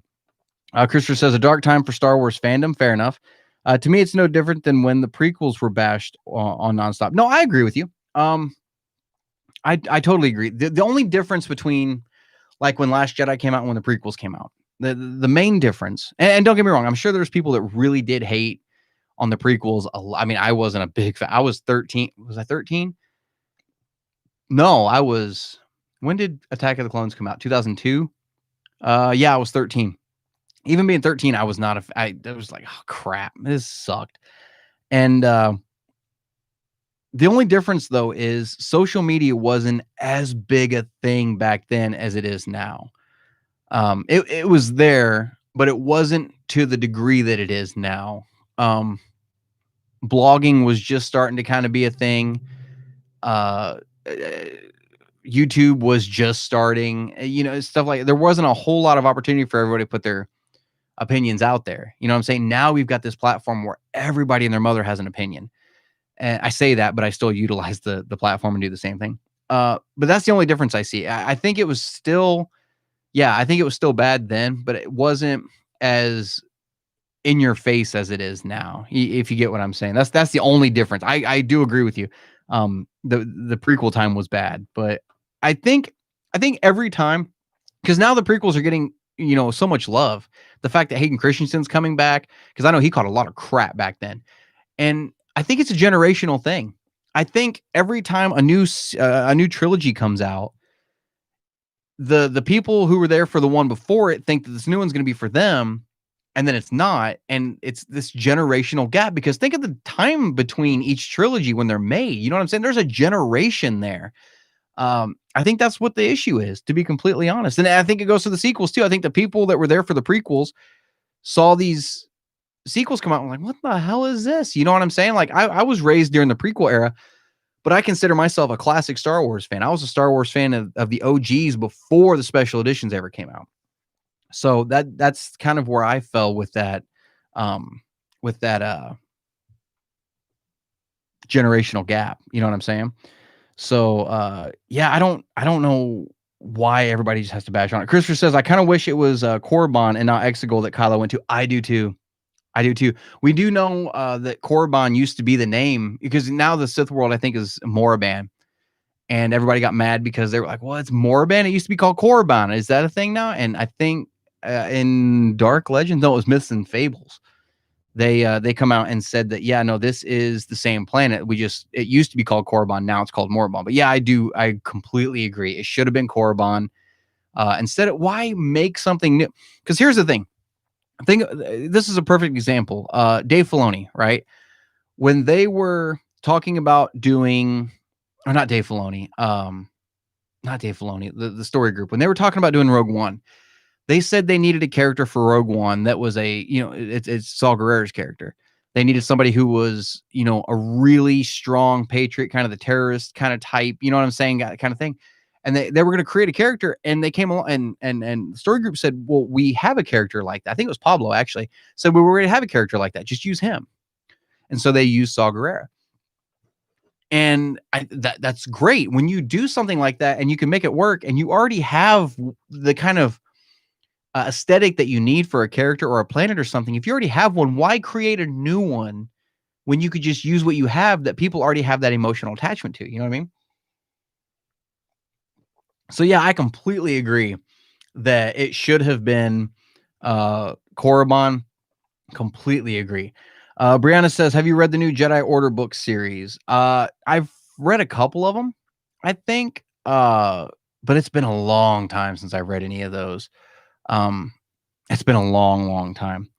Holy crap, Hermitcraft, man. Holy crap. You did not have to do that. Thank you, man. Thanks for the super chat. Hello there. Man, thank you. I'm serious. Thank you for that, man. I really do appreciate that.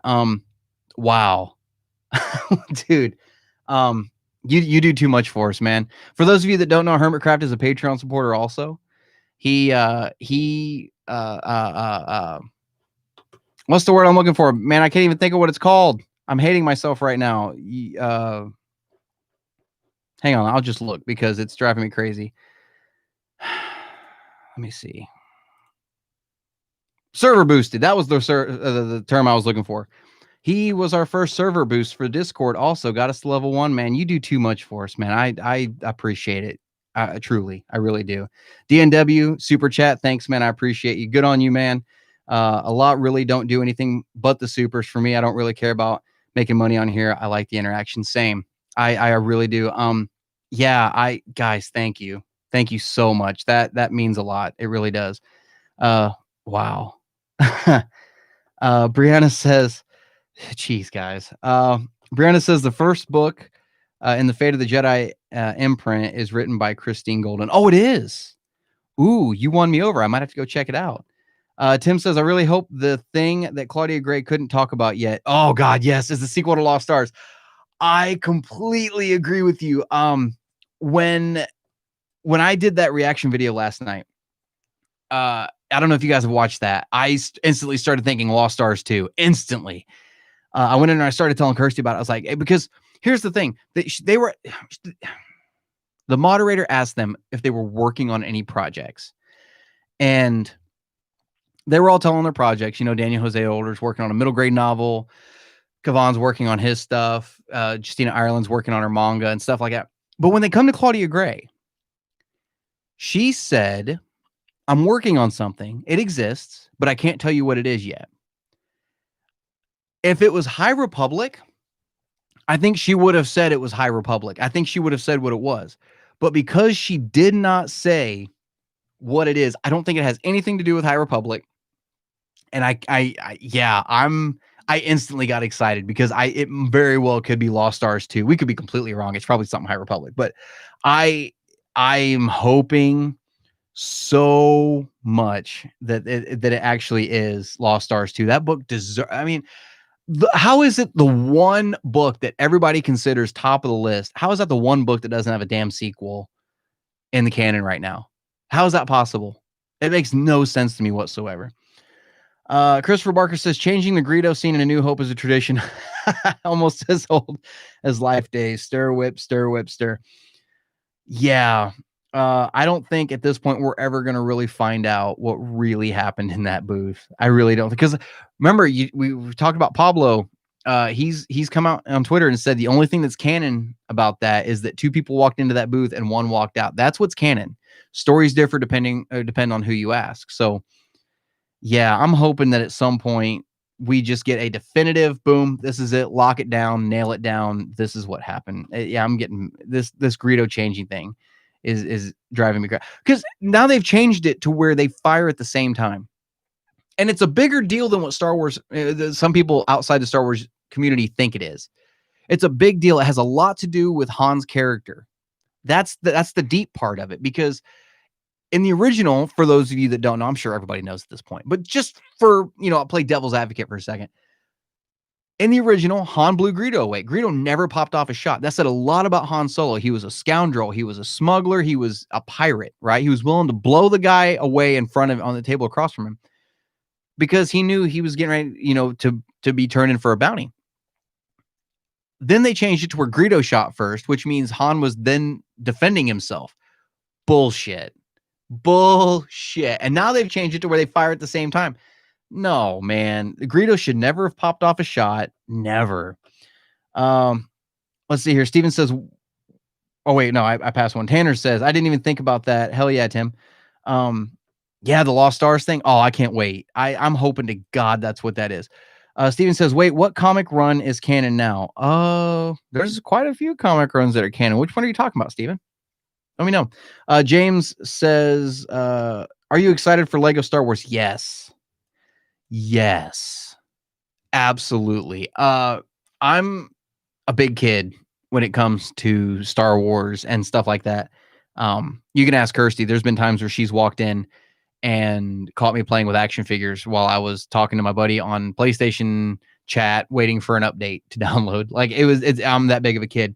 I love Lego games and I love Star Wars. And the fact that they're combining those two into one massive Lego game excites the hell out of me. And if you'll remember, I don't remember which episode or which video it was, but I know somewhere back I mentioned, wouldn't it be cool? Because we got the mailbag question. Why hadn't we got a Lego game for Last Jedi or Solo yet? Or Rogue One? And I was like, man, I hope they do one massive game. I hope that's what they're doing. I hope they're sitting back and decided to just do them all. And that's exactly what happened. I called that shit. Avery 76, what's going on, man? It says the characters from Twilight Company, I'm pretty sure, are all exclusive to that novel. Yeah, that one, you're right. They're all pretty well exclusive. Good book too. Good book. James says, when does Bad Batch come out? Oh, is it March? I think it's March. Hang on, I can tell you. I don't want to lie to you. Let me find out. I don't want to lie to you, brother. We'll just do this. You guys get to hear my typewriter keyboard. Bad Batch release date. Oh, it just says 2021, doesn't it? Oh wait, first episode date. What does it say? It doesn't say. It just says 2021. I think it's March though. I could be wrong. Pretty sure it's March. Tim says, Brian, I like what you said earlier today, that Revenge of the Sith should be made with the Siege of Mandalore in it. So, yes, they're actually doing it. They are releasing a 4-hour cut of, oh, my chat keeps going down on me, of Revenge of the Sith and Siege of Mandalore. And I think it's airing today. Oh, I think it was today and I missed it. Oh, now I'm mad. Yeah, they re-edited it to where it was all one massive cut. And yeah, I can't believe I missed that. I'm so mad at myself. I'm sure I could find it somewhere, but I'm so mad. Oh man, Christopher Barker says Battle of Geonosis was better than Hoth in my book. I'm not going to disagree. I know Hoth is really close to a bunch of people's hearts because it was, what they grew up with. Battle of Geonosis was badass, though. That was a really cool kickoff to the Clone Wars. Avery says, do you have a designated order of movies, TV, novels, comics that you have to introduce someone to Star Wars? Oh, okay. I would say start with the movies. Before anything else. That's because, I've said this before, too. I feel like with Star Wars, the way it should have been was that the movies should have been the root of it, where you could watch the movies, get the whole story, know exactly what's going on, not have to have any details in a book, somewhere. And then if you wanted stuff to supplement that, you could read the books that kind of branched off from that. The problem now is they're making these movies to where everything is interconnected, where not one thing is above the other. You know what I'm saying? And it's kind of hard to tell somebody what order to watch things in. But I still say watch the movies first and then go from there. And honestly, I'd probably go in the order you said: movies, TV, novels, and then comics. To be completely honest. Yeah, I think that's exactly. As a matter of fact, I think that's the order I've always tried to list everything in, if I'm not mistaken. Because to me, that's the order of canonicity, if you get what I'm saying. So if if the same scene is in a novel and in a movie, and they differ a little bit on the dialogue, if I had to pick which one was more canon, I'd say the film, because you're physically watching it happen. It's like I don't want to say you're there, but it's like you're looking through a portal, watching it happen. With the novel, it could have just, whoever wrote it down, from their point of view, that kind of thing. So, yeah, I definitely think movies are the most canon. Same thing with TV, because you can visually see it. Oh man, that I'm saying that, I'd almost put comics above novels.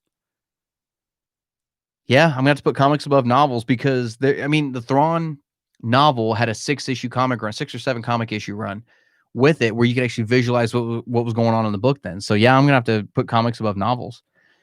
Tim says, I was 9 when Attack of the Clones was released, even though I didn't see a Star Wars movie in the theater until Revenge of the Sith come out.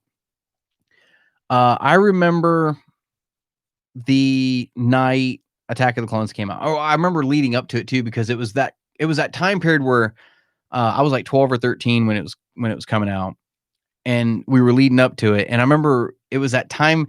You guys might remember this from when your childhood, like you'd be at home and your house phone would ring, and your parents would answer it, and they go, "Yeah, just a second." And they say, "Brian, phone," and you go answer it, and it was your buddy at his grandma's house calling you on the phone just to talk for a few minutes, see if you may want to come spend the night or something like that. And he was like, "Dude, I just left the movie theater." I don't remember what movie he said he watched. But he said they put the poster up for Star Wars Episode 2. I'm like, oh my God, what's it called? Because I didn't even know what the title of it was yet.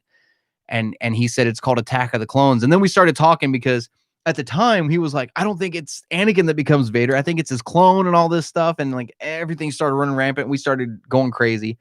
And then, when it came down to Episode 3, the problem with Episode 3 was this. The night Episode 3 came out, I already knew exactly what was going to happen. I ruined it for myself, because I had read the novelization that came out a month before, and I had played the video game, which came out 2 weeks before, that had film footage in it. That's unheard of today.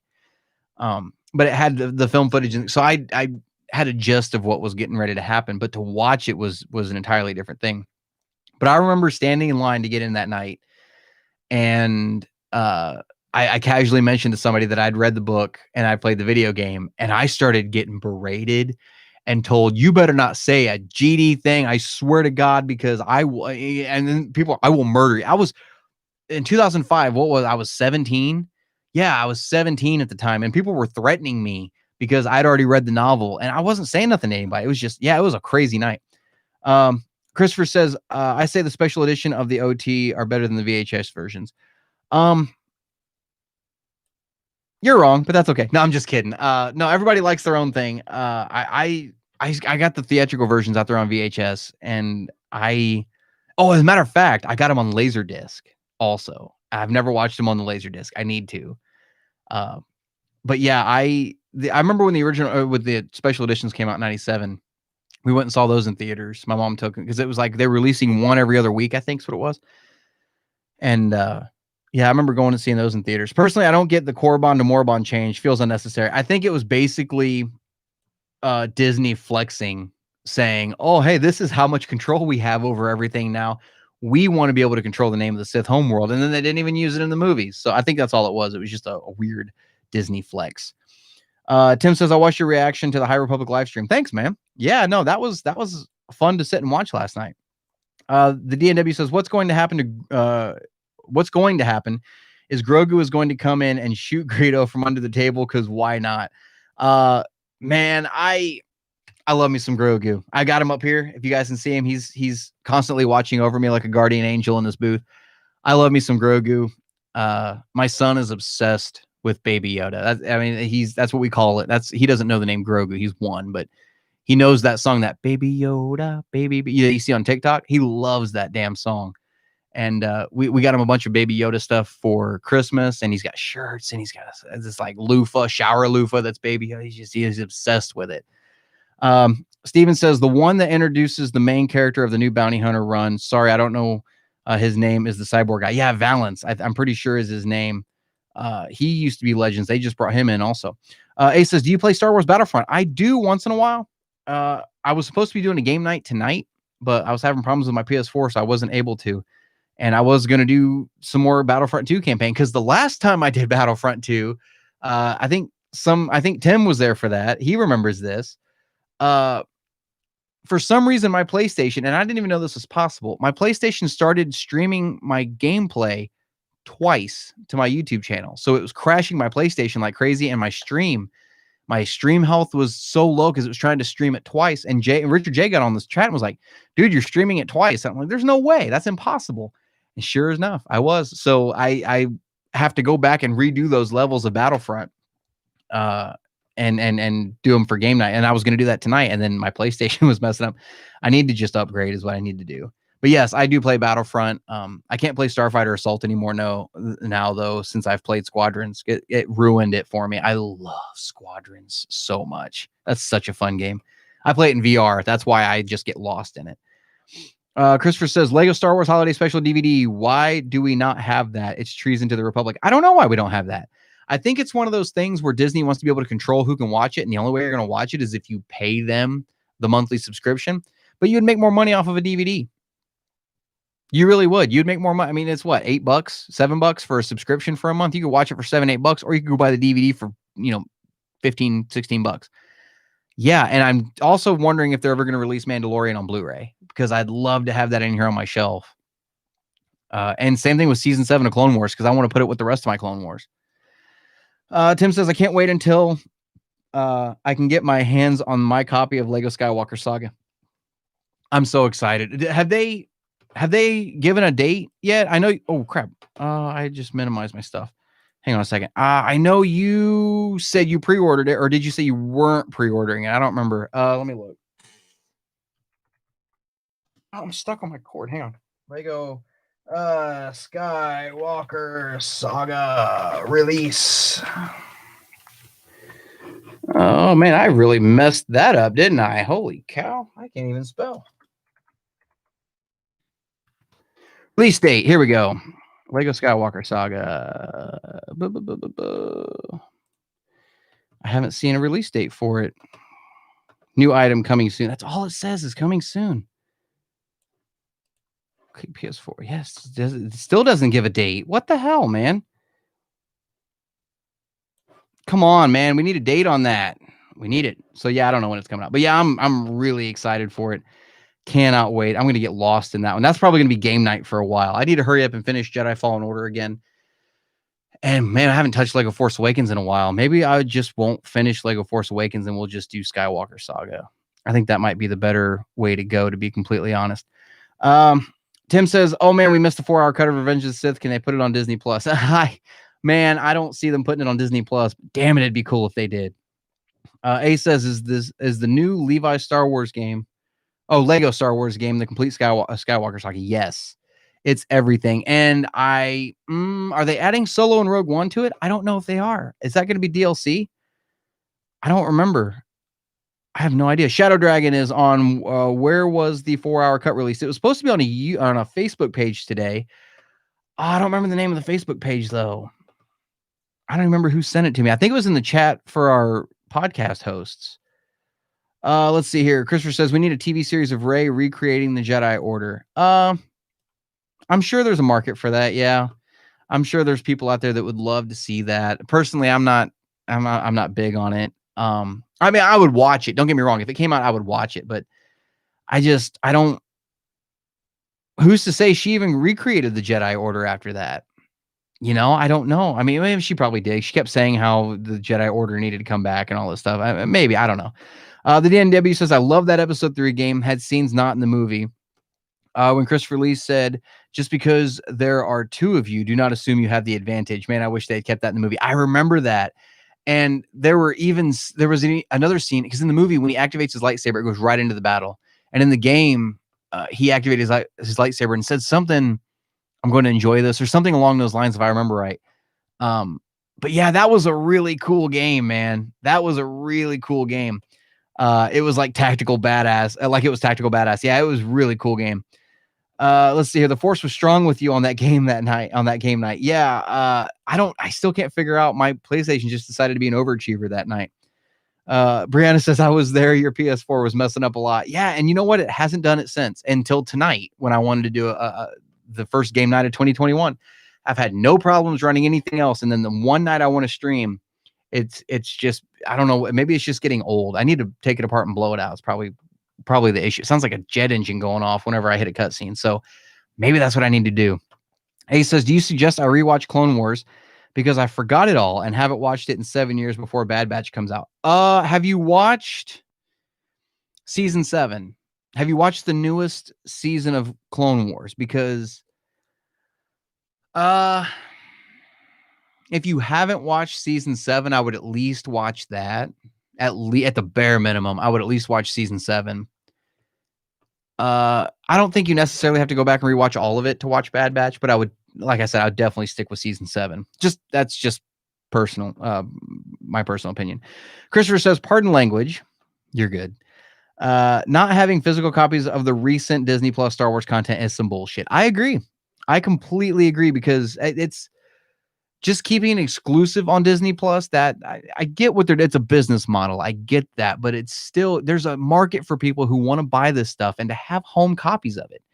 But I'm sure what they're worried about is, let's say I buy seasons 1 and 2 of Mandalorian on DVD, and then somebody, a friend of mine who does not have Disney Plus wants to watch it. I can say, oh, here, you can borrow this and watch it. And then you've got other people borrowing DVDs and Blu-rays watching this stuff without Disney ever getting a penny.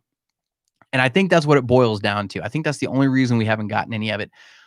I know what we got: Rebels on DVD and Resistance on DVD, because that was before Disney Plus ever came out. So yeah, it's definitely disheartening that they haven't released it. I really wish they would. But yeah, I don't see it happening in the near future at all. I think we're going to go for about 15 more minutes. I think we're going to cut it off at the 2-hour mark. So, because I've still got some questions over in the Discord server that I said I was going to answer tonight too. So I'm going to hit those here in a minute. Tim says, I've already pre-ordered the Lego Star Wars Saga game about a month ago. I pre-ordered it. Right on, man. Yeah, I'm excited for that. Korean Jedi, what's going on, man? Did you get the High Republic novel? Not yet. I'm getting it Friday night. I'm going to go pick it up then. I'm very, very excited about it. Ace says, I heard it's coming out in the spring. I'm assuming you're talking about Bad Batch. Rockstoons, I think is how you say your name. I'm on my second read of the Aftermath trilogy, and I wish more people liked it as much as I do. I can appreciate the Aftermath trilogy for what it was. I'm not a fan of the first book, but the second two, I like this. I really, really like the second two books. The DNW says, have you cleaned the system of dust recently? Yeah, I did it about a year ago. And it was the first time I'd done it since I bought it, like right after the PS4 came out. So it was bad. Let's see. Indiana Trekker 26. Did you hear Mando season 2 was the most pirated show of 2020? I did not. And I'm not remotely surprised. I am not surprised. Matter of fact, I'm not going to name any names, but I know somebody that pirates every episode of it. And I'll probably have Disney sending the FBI to kick down my door. The mouse police knocking my door down, waterboarding me now, trying to get a name out of me. Christopher says, was reading the Dark Horse comic Clone Wars Volume 4 Light and Dark comic, stopped partway through due to the spine wearing out, was afraid the pages would fall out. Man, yeah, no, that was some good stuff too. And they haven't even been out that long, which is interesting. They haven't really been out that long at all. Yeah. Hey, you know what? Let's go over here to some Discord questions, because I said I was going to do Discord questions too, and I haven't answered a single one. Then we'll come back and do a couple more chats before I call it a night. Tadeus, I have a hard time saying his name, or your name, I should say. This is a mailbag question from December 18th, and I was going to get this in on an episode, but we haven't done an episode since then, and I was going to get it on the next one, but we can do it here. He says, hello to you all. I've got a question for you. Brian, in one of your podcasts, you said that in the book Master and Apprentice, Qui-Gon could only join the council if he quit teaching Obi-Wan. But in the book Dooku Jedi Lost, Yoda could have an apprentice without any problems. Does the Grand Master have some privileges, or is this just a mistake on the writer's part? I don't think it was a mistake on the writer's part. I think, if I'm not mistaken, I think Yoda actually did leave the council to train Dooku. If I'm not mistaken, I'm pretty sure he did. I might have to go back and read it again, but I'm pretty sure he did leave the order in order to take Dooku on. Super Steph is on the Discord server, says, mailbag question. In the second season of The Mandalorian, we see Dark Troopers who seem to be very effective. Din struggled to kill one in comparison to ordinary Stormtroopers. However, the First Order decided not to use Dark Troopers and continue to use Stormtroopers. Why is this? Is it because manufacturing Dark Troopers was expensive? I want to hear your thoughts. I chalk it up as to nobody knew about the Dark Troopers. because the Dark Troopers were developed after the fall of the Empire, and after the Battle of Jakku and all this stuff. And I think it's something that basically, because we saw him and all the fan base knows about him, doesn't necessarily mean everybody in the Star Wars universe knows about him. You know what I'm saying? So I think it's one of those things that they weren't in. The actual answer is the First Order didn't use them because Disney didn't know they were going to be canon yet. But timeline answer wise, I'm going to say it was because, like I said, it was just one little faction of the Empire on one ship that created these things. And I think Luke killed them all. Destroyed all of them. And I think anybody who knew anything about them at that point, I don't think they survived long enough to be a part of the First Order to the point where they were like, hey, there was this one guy, this one Moff who made this one squadron of droids one time that were badass. Let's try that route. You know what I mean? I don't think it was like that. Orielos, I think is how you say your name. Yeah, mailbag question. Hey, Brian. First off, I'm a huge fan and absolutely love the podcast, especially the novel rankings. Thanks, man. I appreciate that. I was wondering what your thoughts would be if they ever ended up doing a Cad Bane series. Oh, yeah. Of either novels or comics. Keep up the great work, man. Appreciate it, man. Yeah, absolutely. Cad Bane needs some love. Cad Bane absolutely needs some love, man. You don't get a lot of it. You don't get a lot of Cad Bane stuff at all. At all. I love Cad Bane. Boba Fett was always my guy growing up until Cad Bane came along. And then Cad Bane showed me how overrated I always thought Boba Fett was. At least I thought he was overrated until Mandalorian rolled around. Brought him back like Billy Badass. Yeah, man, I would love to see a Cad Bane series. I was really hoping, and I'm still holding out for this story, that when Han in The Empire Strikes Back is telling Leia, well, the bounty hunter we ran into on Ord Mantell changed my mind. I'm still hoping to God, I'm holding out that bounty hunter is Cad Bane. I'm hoping. I would, I'd die to see Cad Bane come up in canon again. I'd love it. And the Hermitcraft, man, you sent in a mailbag question on the Discord server. He says, hey, I was just curious if you could review the Rebels and Wild Space novels, if you could recommend, and if you would recommend buying them. I can do that. Because it's not a series that I talk about a whole lot. The Rebels novels, actually, I've got, where is it? Here. I've got one of the Rebels novels here. It's Ezra's Gamble. It's a very short book. I mean, it's pretty easy to get through. I don't know if you guys can see how big the font is, but it's you can get through it pretty quick. Bosk is a main character in this book, if you hadn't figured that out from the cover. It's an all right story. It's a good kickoff to Rebels. Let me throw this back before I forget. Watch out for that, Grogu. It's not a bad little read, especially if you're a big Rebels fan. Now, the Wild Space books are these right here. I'm just going to pull them out like that and kind of angle them so you guys can kind of see, if you guys can see up here. It's a series of 1, 2, 3, 4, 5, 6, 7 little novels, a little like young adult novels. The first book is actually free. If you go online and get it, it's actually free. It's called The Escape. It's kind of like the prelude to the rest of the stories.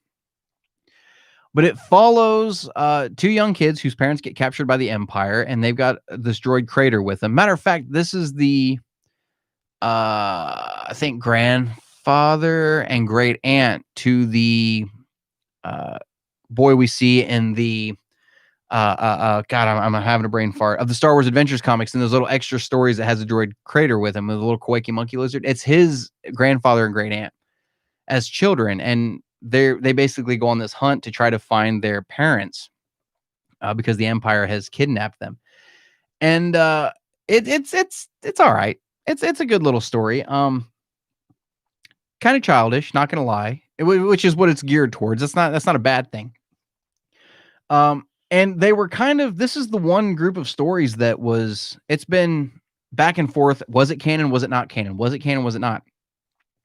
Because Disney tried saying that's not canon. We didn't sanction that. And then I guess there was some legal loophole where I think it's DK Books. No, Edgemont. Edgemont was like, well, we can do this. And so Disney was like, okay, fine, they're canon. And then I guess Disney thought they had a leg up on them and said, no, they're not canon. And then they turned out, okay, well, yes, they are canon. So they've been back and forth like crazy. So they're very, I don't want to say they're very childish, but they are childish books. Not bad. Vader does pop up. And the Imperial officer that is really after them is actually kind of cool, to be frank, but they can be suspenseful at times, but you're not really missing a lot if you don't read them. You know what I'm saying? The droid makes that series bearable, if you know what I mean. Hermitcraft said, I'm going back to the live chat now over here on the stream for we'll finish out the live chat here. Let's see here. Oh god, Kirsty's in the chat. I didn't realize that. Oh my god. Hermitcraft says that they don't want people to pirate it. They should just let people use VPNs. Yeah, no, you're right. They need to put it out there. They would get further ahead making hard copies of this stuff than they would just making it exclusively Disney Plus. Don't get me wrong, everybody's going to download Disney Plus, but I'd go buy it. I'm paying for Disney Plus, and I would go buy hard copies of it. Yeah, I don't get it. Rockstone says, did you decide to stop buying single issues of the comics and just start buying trades? No, I still buy every single issue. Every single issue. And I'm coming up on finishing my second long box of comics. Yeah, I actually don't buy the trade paperbacks. I used to, but they were just getting too expensive. I need to go through it at some point if I ever win the lottery or something and get all of the trade paperbacks because they look great on a shelf. However, it would fill in the rest of the shelf space I have in this office. And but yeah, I need to start getting them. But yeah, I still get every single. There's one issue of a comic that I don't have, and it drives me crazy every time I pull my long box out. And it shouldn't, because I've got the story in comic form. I just don't have it in this form. And there was I think there was a Vader comic, and there was a Star Wars comic, and I think an Afra comic, if I'm not mistaken. And one issue in each of those runs had a little short comic story at the end of it about droids. I think there's an interrogation droid, and R2 had a story, and I think I don't remember what the other. I don't want to say BB-8, but I don't remember what the other one was. And I've got those stories in their respective comics, but I don't have the one issue that they printed that had all three of those stories together. And I've got them, but I don't have that one collection of stories, and it drives me crazy every single time I think about it. Christopher says the Dark Horse Clone Wars comics I'm referring to are the ones from 03. Oh, not the reboot. Oh, I got you. Yeah, okay. That makes sense why they're falling apart. Avery says, remember Kanan's master was also a council member. She was, but she wasn't at the time. Was she? Oh, I don't have it in here. I'm going to have to go back and reread the Kanan comic. I didn't think she was on the council while she was training Kanan, but I could be wrong. I'll get back to you. I'm going to go look at that as soon as this stream's over. DNW says, bro, that's not recent. No, it's not. What is the Battle of Jakku? A says, okay, so the Battle of Jakku is when you watch The Force Awakens and you see all these Star Destroyers crashed on Jakku, this and then the X-Wings and stuff, that is from the Battle of Jakku. Basically what it was, after Return of the Jedi, the Empire started to consolidate all of its power and and there was this power struggle where all of these different Imperial Moffs and admirals started to try to step up to fill the shoes of the Emperor, which they found out, through the grapevine that it was a rumor at first that he was dead. And so eventually we lead to a point where the Imperial remnant is trying to make one last go of it. And they're massing around Jakku, and the New Republic finds them. And there's this massive all out space battle that's basically, the battle to end all battles in Star Wars is basically what it is. And it's just, to read it in Empire's End is insane. To play it in Battlefront 2 is even more. I mean, it's fun, but I want to see that battle on screen actually play out, because if you read the Aftermath trilogy, they go through the Battle of Jakku. Basically, the whole third book is the Battle of Jakku, and it's insane. There's Star Destroyers getting pulled out of the sky with tractor beams and blockade runners crashing, and just, it's insane.